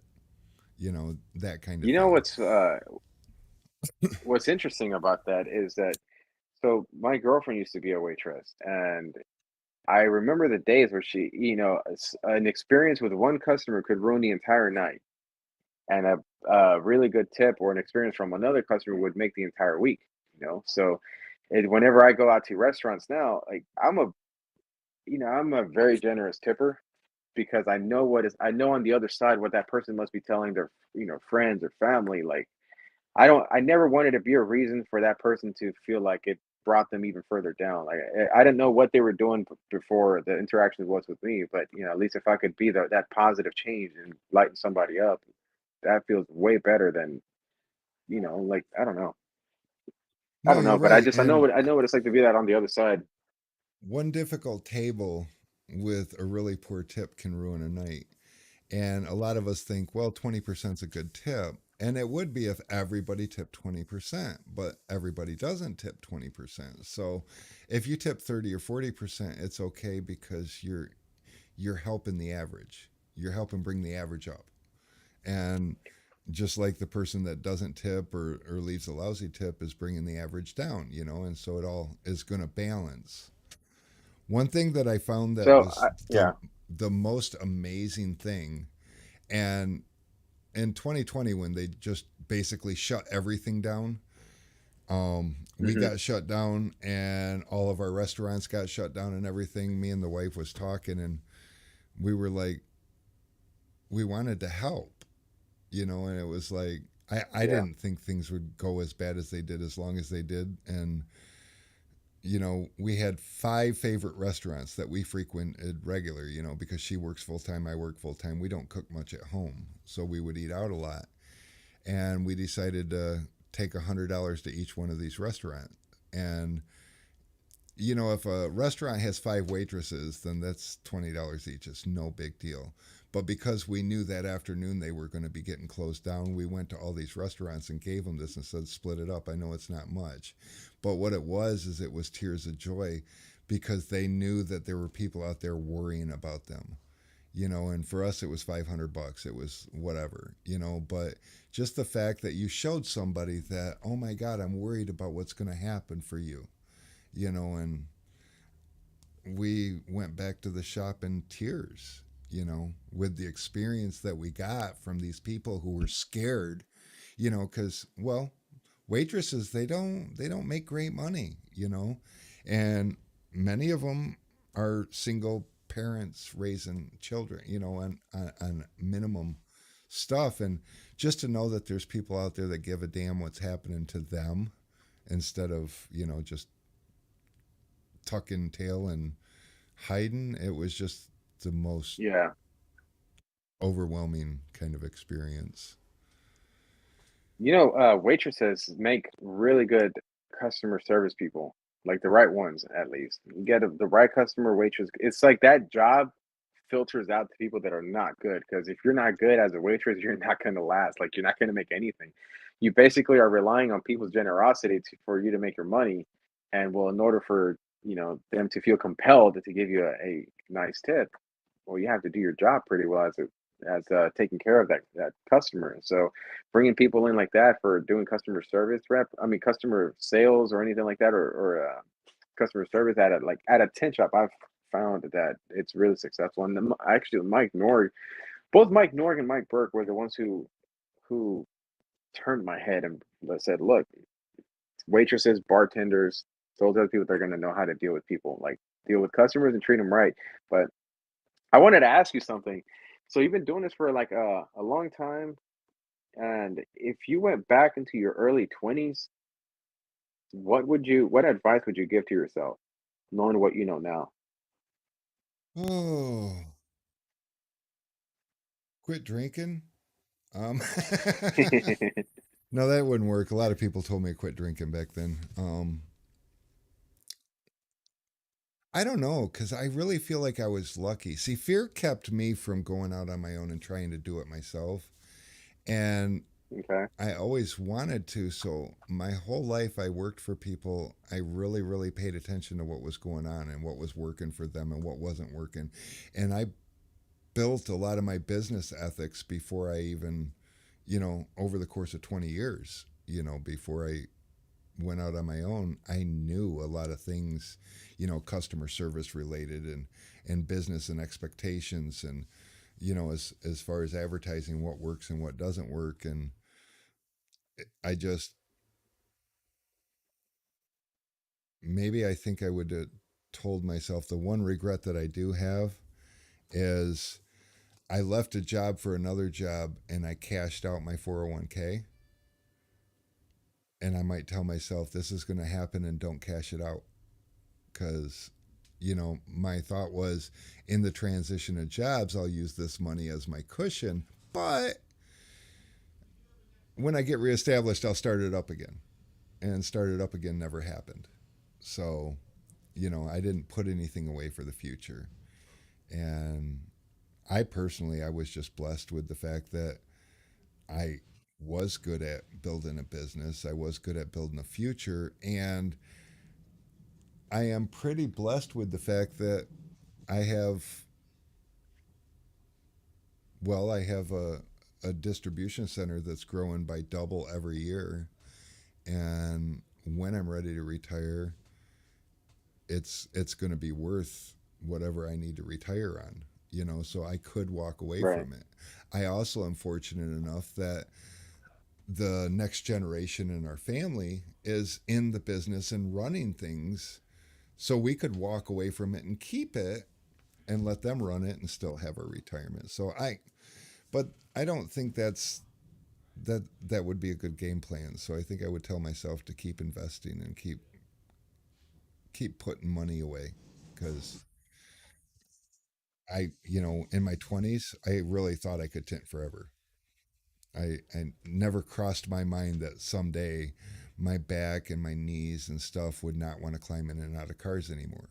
It just never crossed my Mm, mind. And over the last few years, it's been painfully obvious after a busy day that I hurt. Also, when I was 23, I broke my back, and the doctor said eventually that would catch up to me. It's kind of starting to. So, oh, wow, yeah. Broke your back? What do you mean? so remember, I was an angry, bitter person and thought people owed me something. And I had my first house that I was ever renting, and it was a great house. I had a double lot, and the grass was beautiful, all except for under this tree. The neighbor's tree was hanging over my yard, and I couldn't, no matter what I did, I couldn't make grass grow under this tree. So I thought I need to go meet the neighbor. And so I knocked on his door, and I was just trying to see if maybe we could trim it back a little bit or something, and maybe help my grass grow. And I told him my problem with his tree killing my grass, and he said that's not my fucking problem. And he slammed the door in my face. So I did a little research, and I found out that any part of that tree that hangs over my fence line, I'm okay to cut it. So, I'm not a tree guy, but I knew somebody with a chainsaw. So I borrowed a chainsaw, Okay. climbed up on the fence, and started cutting this tree down. And those branches were big, and one of them hit me in the chest and knocked me backwards off the fence. And I landed on my ass, and I have a Damn. compound fracture on my L2. And apparently that was pretty close to paralyzing me, but Wow. it was a learning experience. But I healed from it. I got past it, and I didn't ever think it would So, bother me. But fast forward 20, damn near 30 years, 27 years now since I broke it, and arthritis is setting in a little bit. so there was a time in your life where you were describing something. I guess you were a raging rig, and now you are relaxing rig. So what helped transition? Like, what was there like an event that helped you just go from this to this? There was, I mean, it wasn't a night and day thing that happened. I'm, I guess, what you could call an alcoholic drug addict. I, by 2008, I was just out of control, and um, I ran myself right into the part where I didn't want to be a part of this world anymore. And I tried to off myself. And Mary came to me and suggested that maybe it was all the drinking and shit that I was doing was causing me to feel that way. And I thought she was right, or it had to be, because every day, I mean, I would wake and bake, start my day, and it ended in a blackout. I had no idea what was going on, and Wow. it just made sense that that's how I got to feeling that way. And turns out I couldn't quit on my own, so I ended up joining that AA fellowship, and they laid out a few rules for me that I needed to follow. And they told me, they told me it was a 12-step program, but don't look at it like it's 12 steps. It's 12 rules. It's a design for living, and you're going to change your way of living, which will change your way of thinking. So I was worried I Hmm. was going to drink again because after a suicide attempt, I quit drinking, and 3.5 weeks later, I picked up a bottle again and started drinking again. And it didn't really make sense to me as to why I would do that, knowing what I know about where it took me last time. Right. And I just practice what they do. And, one of the things they teach is altruism, which is where I learned to give without What is expecting that? What's anything. altruism? That's selflessness, giving Hmm. giving freely of, whatever. It can be time, money, things, so that's one of the things Altruism. that goes into my Tool Talk Tuesday is at the end of the show, which is coming up like right now. I usually give a bunch of shit away. I do it every week, and it doesn't make sense because I give so much away, and but I think it really plays into the whole scheme of things, and it also teaches me to not worry about getting paid back. So I don't. But I think, like Charles Culp mentioned to me, and I didn't even realize this, but I went back and his story checks out. But he was watching one of my shows and he wasn't my customer, and he won a dash towel and then became one of my customers. And he's made since then, since that free shipment, he's made several orders and, still does. And he just won last week too.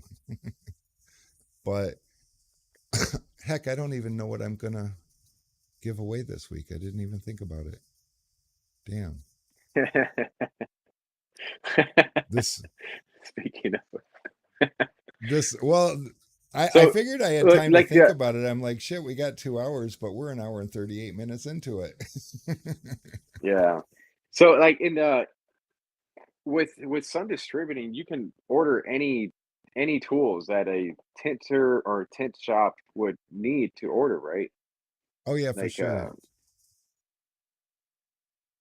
cool. That way I'm gonna bump you I mean these guys sometimes get well, we need tools periodically. So I'll make sure I let these guys know, hey, You got to we're keep them Sun fresh. Distributing. And we're not even Yeah, that's for sure. And I one of the biggest reasons that we cater more to the little guy, not just to help lift up the industry, but I don't believe in I don't believe in competition. I don't believe in trying to get other people's customers. If you're already happy with who you're using, I'm certainly not trying to change you and say, no, you need to buy from me because I do more.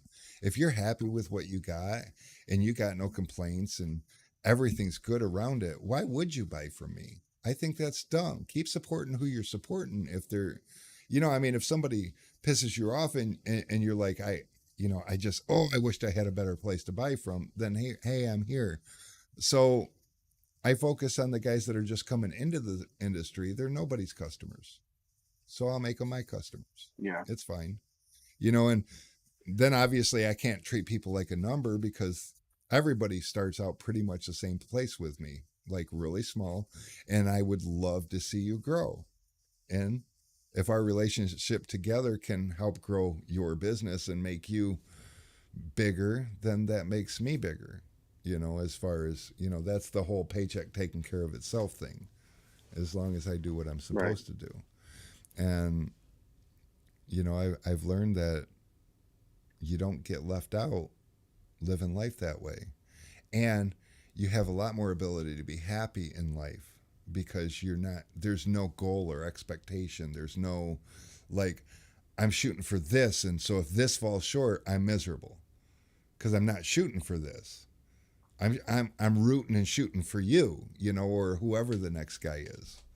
I even have You mentioned right now, like how you said you don't get left out when you. I can't remember exactly how you said it, but basically the concept was you don't get left out when you're so giving. Is that what you meant? kinda. I don't get. I get everything I need.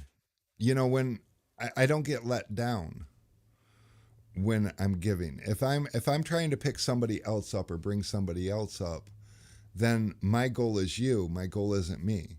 When my goal becomes me, then my whole life I've always felt like, it was a race and there's a finish line, and I would always fall short of that finish line. Like I never felt like I just blasted through that finish line. And that's because the finish line was focused on me. When I focus on somebody else, the finish line is somewhere else. And when I look at it, it looks pretty good to me, and Hmm.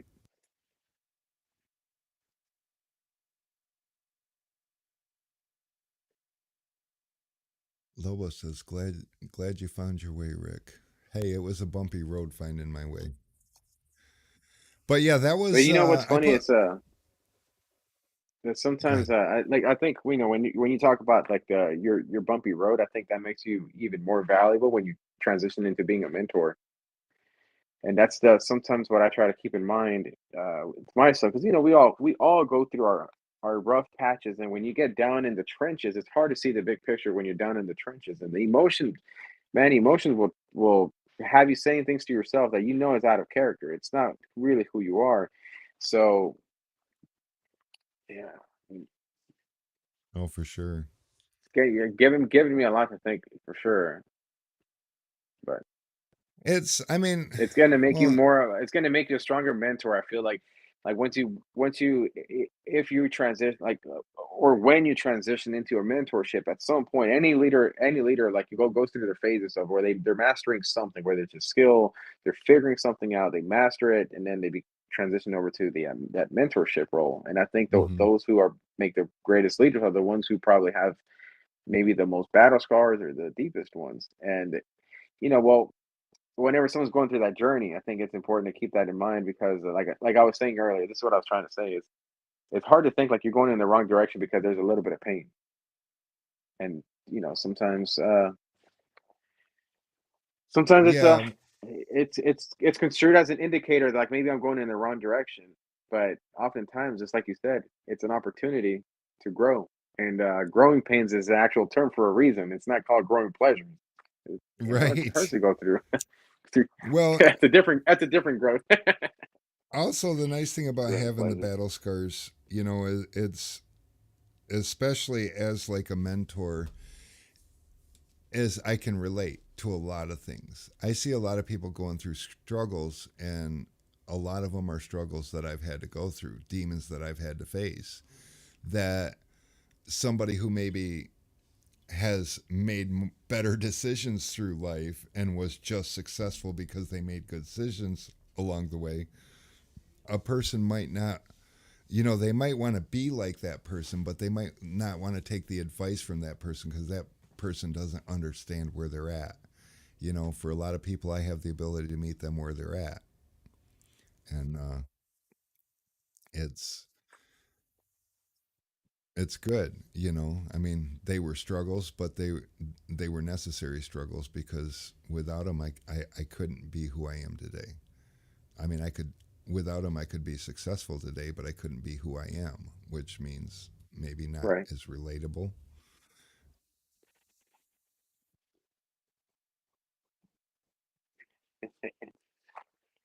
I guess my So guys are whatever. leaving me What are you? because Oh, okay. Yeah, I saw some people walking out right here too. I think Marco's going to be heading out sometime soon. But anyways, so what are we giving away today?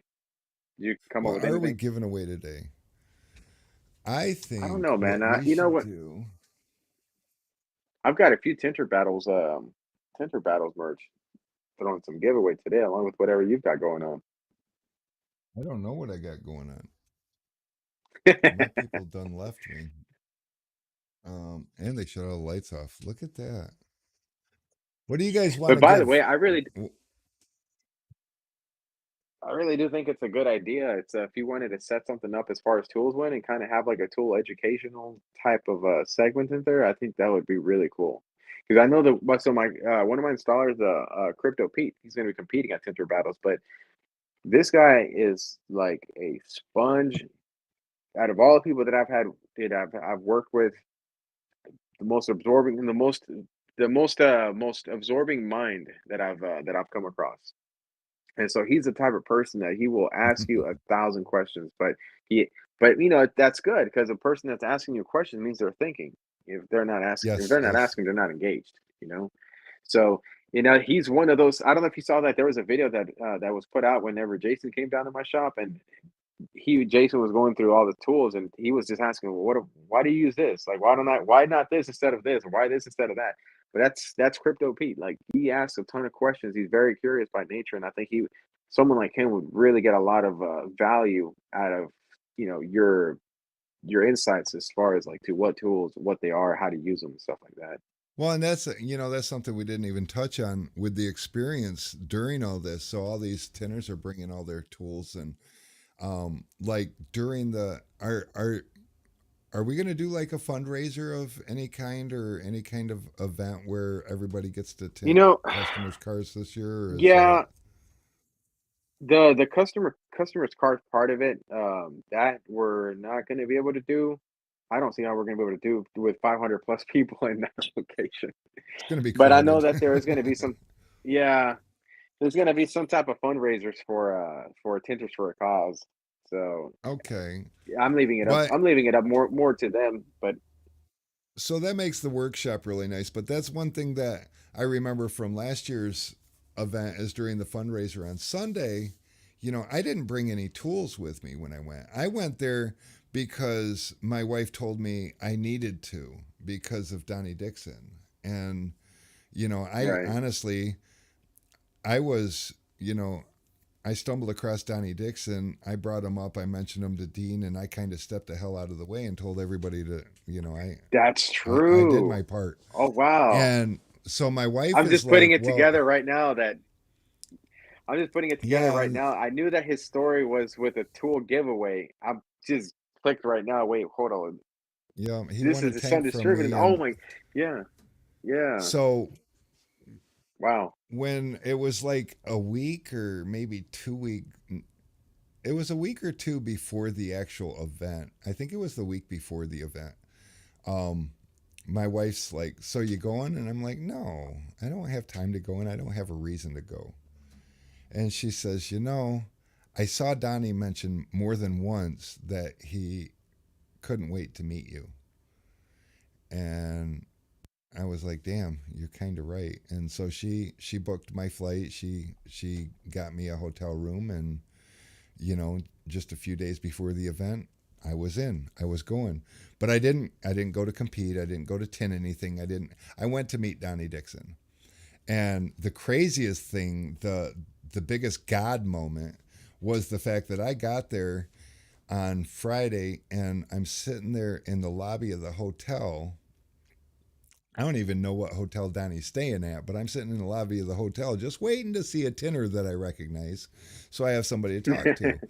I even These guys were talking, and I overheard them, and they sounded like tinners. And I walked up to them, and I'm like, "So you guys here for the Tinter Battles?" And they're like, "What's that?" And I'm like, "Oh, never mind." Um, so I went back and sat down, and I don't know. It seemed like I sat there for 10, 15 minutes, and I hear, "Rick?" And I turned around, and it was Donnie Dixon. The very first tenor I Oh wow. saw was Donnie Dixon. He was staying in the room, and Wow. him and his family was just coming down for dinner, and so we hung out for, I don't know, an hour or two, and just got to know each other a little bit. And as far as I was concerned at that point, I could go home now. I did everything I was supposed to do. I am so glad that my return flight wasn't until Monday, and I was able to get to the event, because honestly, again, I'm not that guy that needs to be out and noticed of all the things that I do. I do them for me. I do them because they need to be done, and I'm capable sometimes of doing my part. But after the event, it was a whole different story because it was so eventful. It was so like eye opening, as to what this industry could be. And it was huge. Yeah. And with that, looking forward to Tinter Battles 2022, and I don't know, man, it's gonna be super impactful. And like, if the first one was the way that it was, the second one is gonna be something new. And there's a lot of things that are similar, but there's a lot of things that are new. And that's the I don't want to have two of the same shows back to back. I don't know that it would ever become that, but every year I want to push something new, like innovate something new, some type of new concept or something, like to just push the creative envelope as far as what the competition could be. I mean, I like, like this year, probably one of the craziest things so far in the Tinter Battle 2022 journey was the freaking polls. And then the bots came in and invaded the polls, and it was kind of rocky for a little bit. But had it not been for that, some of the funniest memes and one of the most memorable moments are going to be with those freaking polls and the bots. Yes, yes, for sure. And Nipsey's There's still a lot of talking about emotions. I mean, yeah, him. yeah, and I mean Marco too. He calls it Skynet. He's always saying it's Skynet, and but it I remember during Skynet. that time, yeah, during that time, and it really put a challenge on things. But to be honest with you, like looking back, I think it tested all of us, and we all bounced back and came back to that the whole unity feeling of like, at the end of the day, we're all here for each other. It's like family. They kind of went through a little rocky patch, but hey, we picked up a few memories along the way, and nothing. I feel like nothing was. There was no permanent damage. Just a few memories along the way, and the memories are what we end up laughing about years down the road. So Lobo says, "Where and when is the where? event?" So the Tinter Battles 2022 event is in Orlando, Florida, March 19th and the 20th. Attendance is free, so if you want to go there, you're more than welcome to be a part of the experience. And if you're not able to make it, you can join some of the Facebook groups. You got like Tintertainment group is one of them, but also like and follow Tintertainment Network page. So go on Facebook, search Tintertainment Network, follow that page because that's where the content is going to be distributed, the live streams and stuff like that. But joining both on the group, you can watch different people's live streams on the network pages where the official Tinter Battles content will be produced and premiered. I'm going to. Let's see. We got 5 minutes left. If I'm going to give something away, I got to think of something big. I think Hmm. I um Travis Lee said that Ben Keg looks like a nice giveaway, but see, that's a one of right now, and it's got a That's a purpose here in the special month. edition. So yeah, so we Yeah. can't really throw that one out because it's special. I might be able to do a I might be able to do a Tenor battle keg, but I kind of wanted to save those for the event, or maybe Vinny wants a hand job. Vinny, you always want a Yeah. hand job. Um, Freaking Vinny. Ooh, you know I don't what? even know. Maybe a tool set or something. I have no idea. I have no I said, what idea. what about this? What's your favorite tool? Your favorite tool. My torch, because like I mastered it almost immediately and loved it. Although I think my favorite tool would be that crazy flamethrower torch that you got, because that intrigues the hell out of me. I sure hope you bring that with you, because I want to learn Oh, how to use that. yeah. Well, That so looks there's very there's two efficient. torches that I there's two torches that I use. One of them is called the flame torch, which is really a propane torch for like charcoals for like grilling and stuff like that. Uh huh. And so that one goes on. You can put it on any too, but it looks like a gun. And that one you can actually torch. It's like it's a legitimate torch. And if you keep a right distance and you know how the flame behaves, you can shrink a back window relatively quick. Like the fastest I was able to shrink a back window was in 18 seconds, and I have the video. I posted it on the Entertainment a while back Yeah, because I saw I was that. able actually to do it. Now the flamethrower, that's a different story. The flamethrower, it's weird. That's a different kind of heat. It's almost like you can flame it and it's not reaching. You get a little close and it just freaking burns. So it I haven't mastered that one. But the other torch, I've gotten the hang of it a little bit for sure. Yeah, But I'll see if I I can saw have that both of them over video, there. and my fastest was with my yellow tank and my TS 8000 torch was, and Matt actually recorded it. He's got the video, 24 seconds on it was a Malibu Wow. back glass, but yeah, I thought, wow, that was quick, but everything just went right. I swept that sucker, and that sucker just flat laid down. 24 seconds, top and bottom, the whole thing, and that was an actual tint job that I was doing. He was teaching a class at the shop, and he had his students there, and they had been watching me torch every back glass that come in, and they were asking how fast I could do it, and I'm like, well, I don't know. This is a pretty easy car, and Matt's like, hold on a second, and he grabs his camera and he comes over and he's like, all right, ready, go. And I don't know. I looked at him. I said, this is going to be quick. And I just leaned over the back of the car and laid the top down, laid the bottom down, done. And but then I saw you in your 18 seconds, and I'm like, damn, I need that in my life. I tell you what, let's go take the torch over to a Tinter Battles, man. I mean, there's a heat shrink tournament, so hey, let's see what happens. Yeah, you never know. I mean, as long as you don't overdo it, it'll lay right down. Yeah, Another it one that will. I haven't It tried will. yet is I saw, and I don't know what country the guy was from, but he sprayed alcohol on the back window and lit it, and it shrank down like almost Oh my God, flawlessly. I've been so curious about that I want to because I've try seen the it, but tires when they do them on the tires. hmm what type of torch tip are you using, and what type of? I think it's supposed to be gas. So Tyler, it's I use a yellow map gas, and that's just what I was told when I first started. And then I use the TS 8000 tip because it's got a wider flame on it, and the wider the better because you get a broader heat band. A lot of people will buy the TS 4000 because it's cheaper, but it puts out a little point, and the problem with that is it's pinpointing, and that's a lot of heat to pinpoint. As Carlos probably can attest to with this bigger torch that throws out a real wide band, it's just you can throw a lot of fire at the window and do a decent job as long as the heat's spread out. So a TS 8000. Marco uses the blue tank, and he likes that, but I think I it's basically I what think you start with. they're using torches. No way. No way. I think We they're got battling out here with torches. oh Let me go see. well, I heck, let's do this think too. Marco's. Watch this shit. Oh my God! Look, check this out.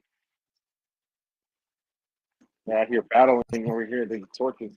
Look at Turn this. turn your phone sideways and you can have the whole screen. Oh, you can turn. I gotta turn this camera around.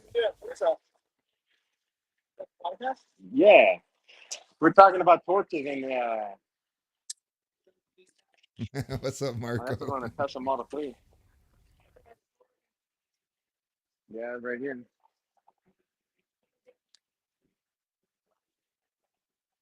Oh, kicking it on the Tesla. Yeah, Model 3.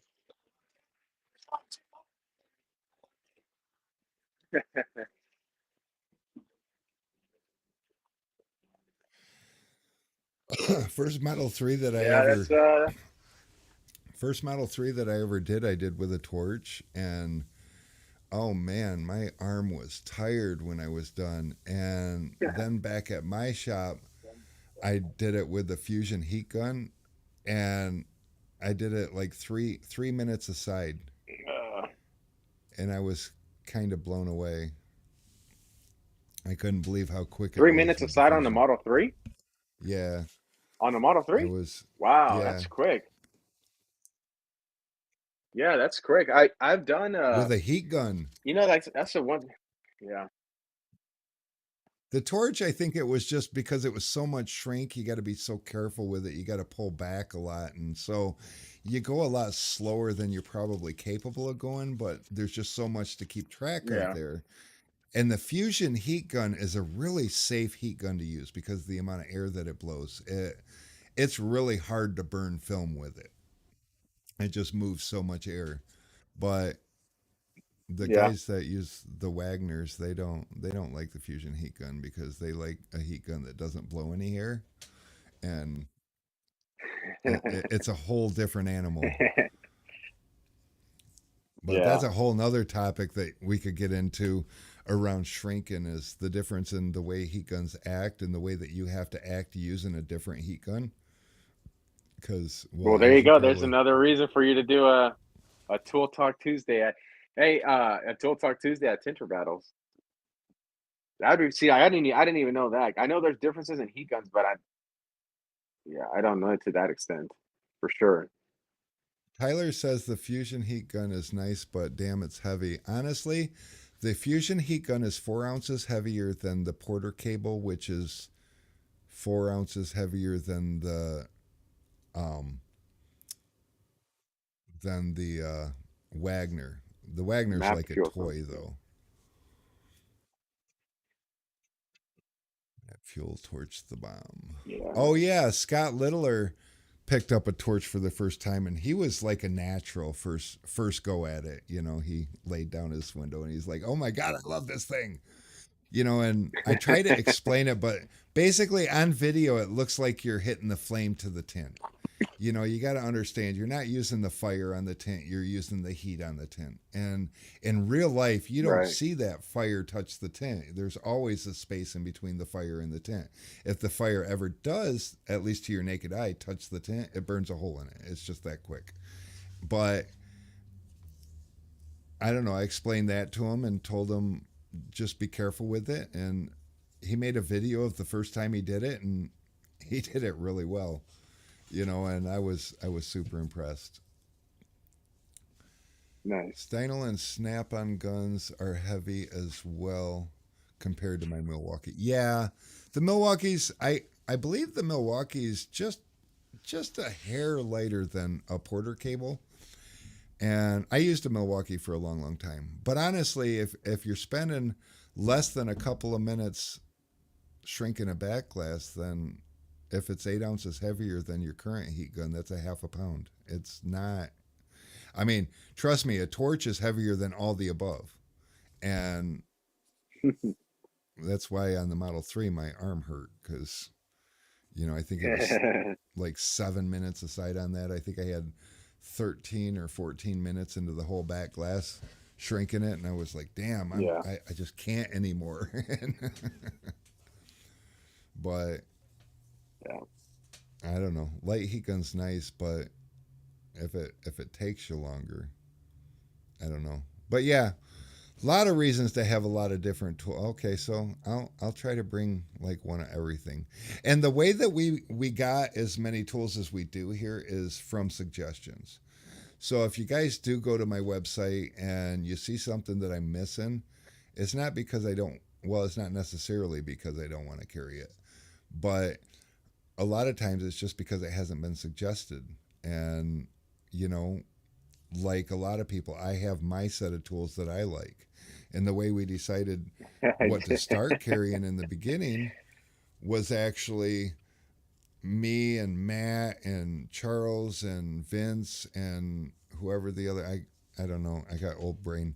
But all of us that worked for me at the time, we sat around and we compared tools that we used. And those are the things that we brought in to start selling, and we just continue to encourage people that if you see something missing, tell us and we get it.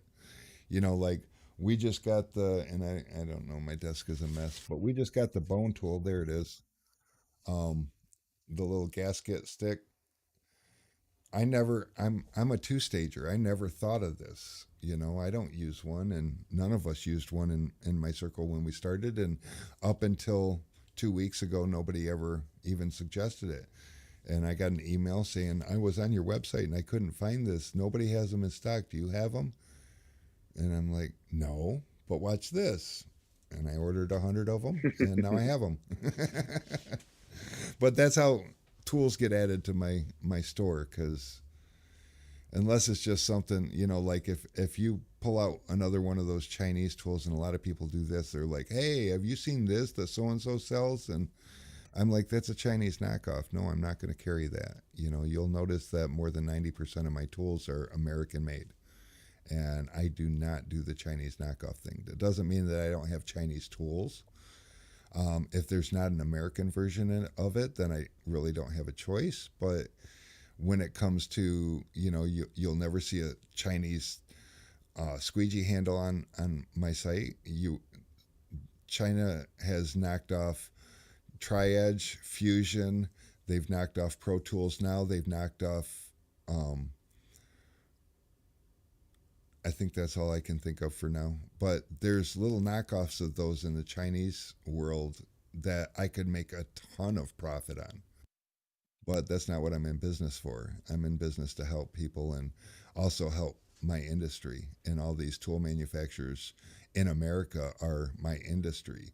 That Fushio stuff and those other Chinese knockoff brands, I don't consider them part of my industry. They're part of the profit industry, and that's not what I do it for. So they don't get my business, if that makes sense. Makes a lot of sense. And I think But Jason Solis. Yeah, to yeah, answer his question, yes, that was I did I do back when it was a flamethrower.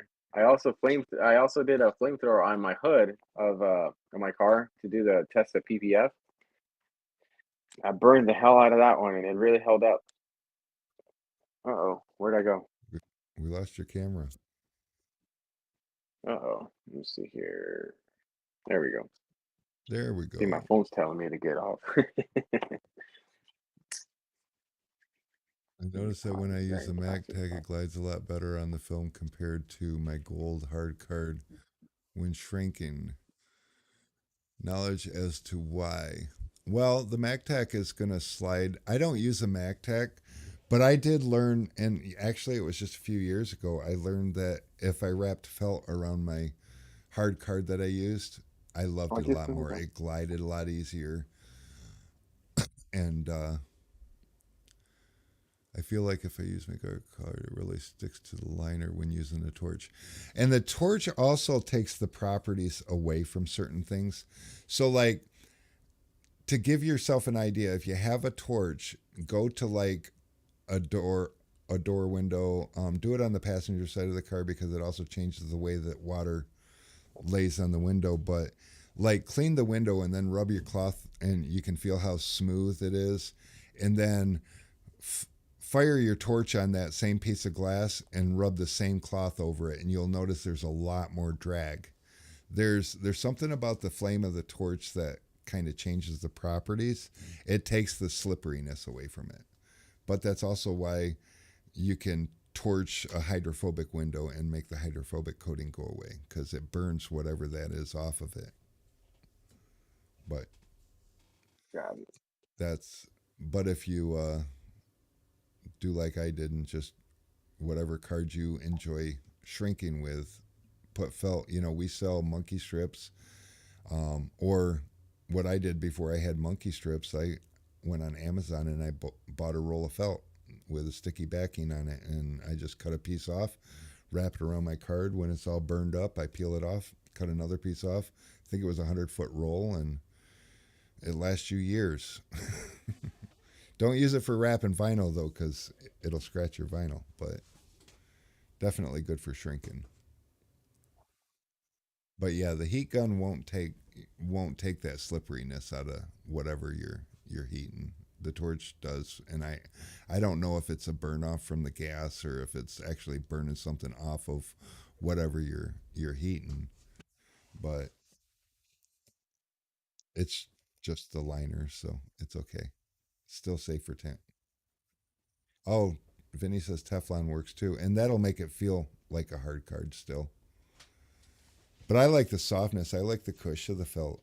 You know, I feel like the Mac Tech is a little too soft for me, which is why I like to wrap my card with felt because it softens it up, but it still gives me the rigidity.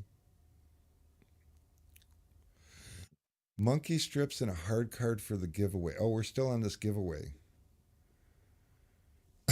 All right, I tell you what, I'm going to do this thing. I'm going to.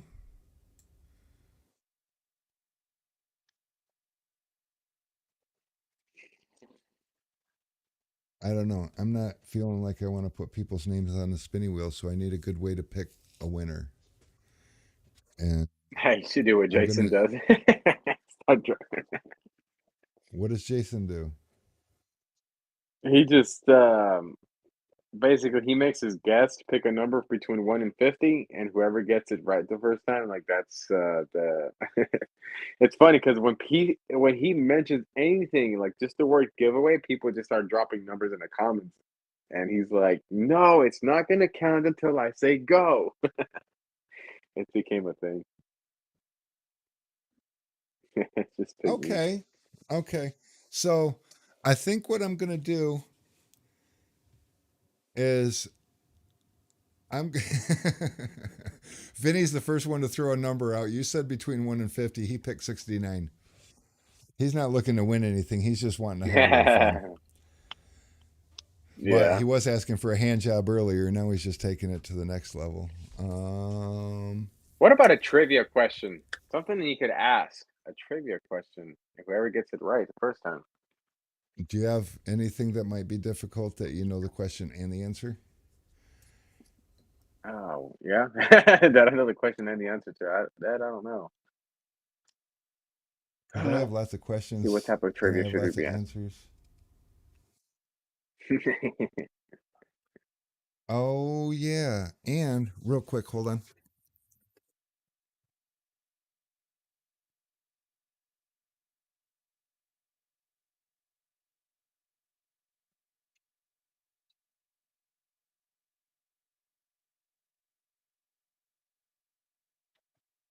You guys know what this is, right? Yeah, it's Brian Phelps. Yeah. So he It's isn't he isn't in a position to actually sell those, although he sold a few. He's given a few away. But, he's a tinner just like most. He just came up with this great idea and design. So I was so gracious as to buy a whole fuck ton of them for him from him. And they are finally ready. He's putting the nice. final touches on them. And next week, he should be shipping me my order. So, and he's been gracious enough to give me 4 extras on my order. So I'm going to be giving those away probably not next week, but I might take a couple to the Tinter Battles to give away. So that might be fun. Nice. And Yeah. um, picking a number is just as fair as the wheel. That is true. So how about we do this? What I'm going to do, I don't know why I showed that because I'm not going to give that away yet, but I am going to be giving those away, and those are like $230 or some shit like that. I don't even remember. I'd have to look again, but they're expensive. But I'm going to be selling them for Brian, and um, Yeah, everybody's asking for that wheel. the wheel. Oh, I'm famous for the well. Brittany's famous for the wheel. She started it, but our wheel is, let's see, the wheel. So, but the problem with the wheel is, first I have to interact, then I have to control all and backspace. Now we got no names. So what we can do is I can go 1, 2, 3, 4, 5, 6, 7, 8, 9, 10, 11, 12, 13, 14, 15, 16, 17, 18, 19, 20, 21, 22, 23, 24, 25, 26, 27, 28, 29, 30, 31, 32, 33, 34, Wow. 5, 36, 37, 38, 39, 40, 41, 42, 43, 44, 45, 46, 47, 48, 49, 50. All right, everybody, pick a number. Oh, yeah, and we have to, just to make it a little more fair, we'll shuffle it because we don't want everybody to have the same numbers. And oh, yeah, and maybe Now they're I, dropping numbers. I can put me down here somewhere. Actually, I'll put me up here. There we go. We'll put me right here. All right. So everybody's got numbers.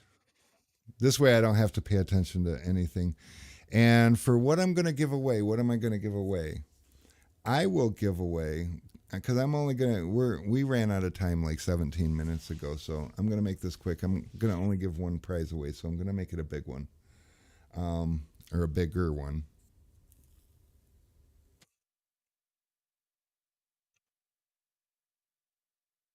And you know what? How about we just make it easy? I'm going to give away a 3-gallon tint keg Oh, that's because good. Hey, you guys got to get in.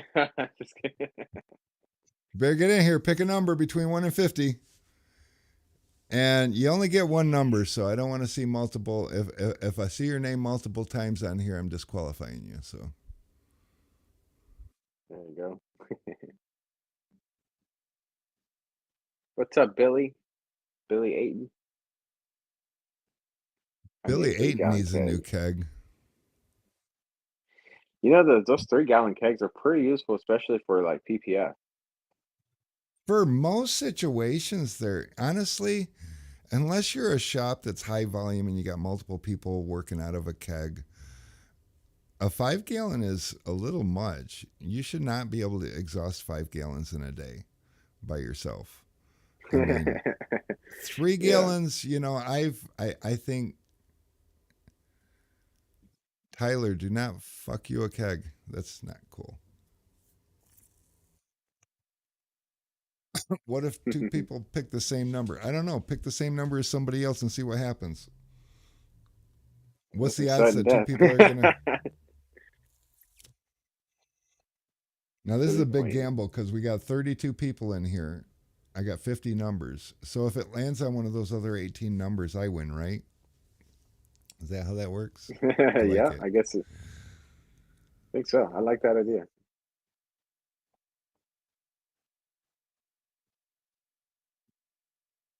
No, I'm a giving kind of guy. If two people pick the winning number, I'll just give 2 kegs away.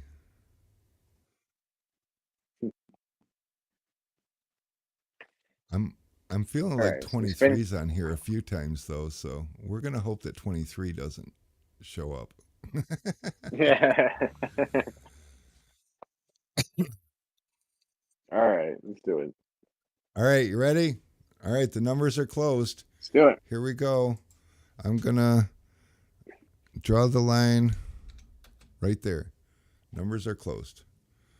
And spin. No 23. No 23.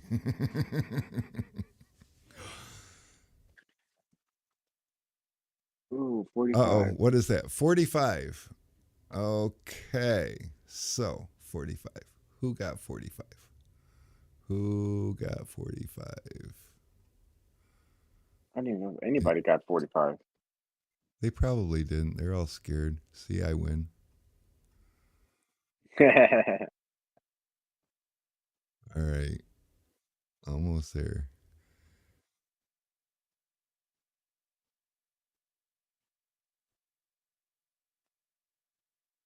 Yeah, I God, see there. 45. Ooh, Jeff Nyrol got 44.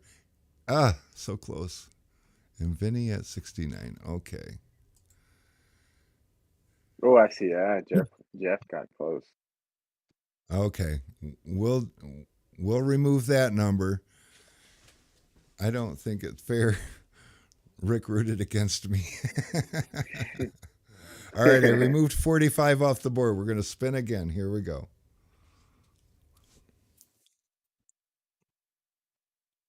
Did anybody pick one? Oh, 42. Ooh, 42. I didn't see a 42 in there. I got. Rick rolled.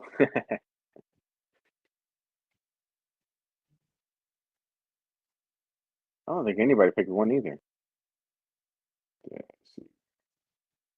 No, we have a one, but this is 3 is plenty. 42. It landed Oh, on 42. 42. Yeah. Nope. No 42. We'll remove 42. Now it's on one.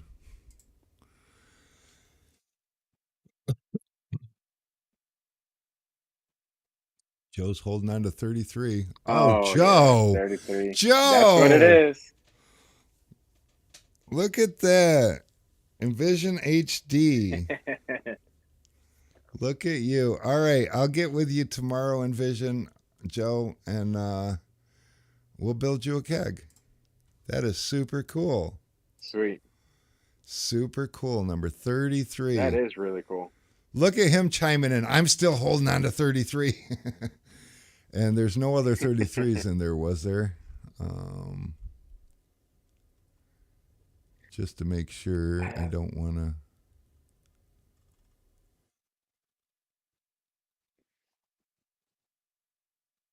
I don't see any. Got a lot of No, I 23s, think that though. was it. That looks like. Boy, I'm glad it was We have a 33 and winner. not 23. Well, all right, Yeah. Joe. Yeah.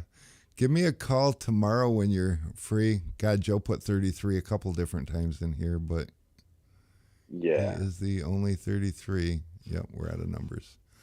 All right, guys, that was fun. Cool. I enjoyed it. Let me switch this thing back off of here because, yeah, that's better. Um, so yeah, that was Tool Talk Tuesday. I hope you guys got something out of it. And if you go to the tintertainment.com and try to register, you'll notice that it's sold out, but it's okay. I've just been telling everybody show up anyways. They're not checking your tickets at the door. We want to make sure that we get a proper venue next year. We're going to do this thing like big. Oh, so by the way, that yeah, for anyone who doesn't know, so Tinter Battles 2023 is going to be also WizCon 2023, which is a Tintwiz Tinter Battles co-event, and it is reserved in Amelia Island, over in Orlando, Florida, or right outside Orlando, Florida. It's Amelia Island, and the whole experience is not just the event itself, but also the things that you can do outside of the event with people. Where there's like there's just so many things outside of just doing tint and being part of the event that you can do. But yeah, 2023 has already been reserved. We already have the venue for 2023, and it's going to be more the size. It's going to be pretty much the type of venue that you would see, like an Expo dealer conference, like a WFCT. It's going to be that size for 2023. It's already in the book. They already deposited. Everything's good to go, ready to go for 2023. So Oh, it's that's going to already in be the books. huge. That's That's Well, that's one January up in the year 3rd, 4th, and before. 5th. Keep doing that every year, and you'll have the Upward, biggest event yeah, ever. that's upward I was trying to trajectory see if every I could single year. get. Yeah, man, just let every I was trying to see if I could figure out how to get like Hulk Hogan to show up at this one, but I don't know Hulk Hogan, and I don't have yeah, his phone he's number. And maybe. Well, I have a few contacts that could probably get to him, but it's not getting to him that's the hard part. It's the paying the guy's fee to show up is the hard part. no, I have a way of talking to people and making them feel bad enough to show up. Well, you know, Yeah. You know who would be a good one though? Stone Cold Steve Austin. That dude would be Oh legit. hell yeah! Or I mean, how would everybody freak out if Vinnie Mac just comes strutting in? Oh my god. That would. I mean, he's not. Well, he's kind of a wrestler, but Oh my god. man, he's just his Dude, charisma, you're talking his about the guy. energy, Yeah. and he Yeah. doesn't need the money. Maybe we should try to reach out to him. He would. I mean, what could you Right? possibly pay him to actually make it worth it to him? I think just the experience would be worth it to him. And then all these Yeah, tenors that want to talk smack at each other, maybe Vinnie Mac will invite him down to his place to have an actual tenor Royal Rumble. Tinter I don't Royal know. Rumble. Yeah, Experience getting thrown cool. off. Don't break a leg though, because or a shoulder or an arm. Right. Corey says Yeah. he's my distant cousin. But yeah, okay, Joe, get a hold of Yep. me So, tomorrow when you have a minute. We'll build this keg together. So, because that's the other thing about my kegs is they're not cookie cutter kegs. We give you the hose length that you need, the type of sprayer, brass or plastic, the whole 9 yards, everything that makes it yours. So, otherwise, I have to pick, and I'm not good at that. But you probably want to go home. Everybody, well, they're out there playing with the Tesla, so that's good. But they're probably ready to go too. It's probably yeah, getting we're about getting to close finish to up that and working after on that hours. Tesla. So, All right, man. Well, I really well, appreciate cool, you man. spending the time with me. You were probably wondering all day, what are we going to talk about for 2 hours? Well, you've talked to me on the phone. You know I can talk, so Yeah. think we covered Yeah. everything. If Yep. Yep. anybody's got So, more questions, just reach out directly to Carlos and he'll answer them. yep. Yes, sir. Follow, join Entertainment Group, tintertainment.com for the event overview. You can follow me at Texas_Squeegee on Instagram and TikTok. So, and YouTube at Texas Tent Masters. Yeah, I was wondering if you was actually going to show up since I put your little cartoon up there. I was wondering if you was going to show up in your and your whole And, get up with the soak ropes and the like if I belt had, and oh my God, last year the whole entertainment thing kind of blew up, and then this year I had a few home runs with my with some of the content that I did for my shop, and it's been blown up in a different way. So I really didn't have yeah, I haven't had as much time to actually put together a whole entrance the way I love to do with the flamethrower and the smoke machines and the lights and the soak shields and all that stuff. But you got the raw, unedited, and cut. there you go. Well, that's all right. It's still you, and I think you informed, and I think together we really gave these guys an idea of what they'll miss if they don't show. So it's definitely these events are crucial if we want to make this a long term thing. These are a great part to add to it. So yeah, Yeah, I'm looking forward to it. I'm really, really looking forward to it. And looking forward to meeting everybody up there too. So yeah, for sure. And lots of events this year. Just had the Expel. We're gonna have yours. Then there's a WF um, TC that'll be and September. oh, and then in October the Window Film Revolution WFR. family reunion. Yeah. So a lot of these things, and you know what? Every one of them, you're going to see a lot of the same faces, and you're going to see a lot of different faces, and they all have their own something to bring to the table. So yeah, these kind of things are a great way to snap you out of your funk if you're in one, and really add a little motivation back into your game, going back to work, afterwards. So super cool. Right. I appreciate your time, and I'm sure everybody else does too. So, alrighty. With Well, that, likewise. it's been great, guys. We'll uh, we'll All right, talk to you everyone. next time. Yeah. Talk to you next Oh, time. Squeegee do the. that. I was gonna say.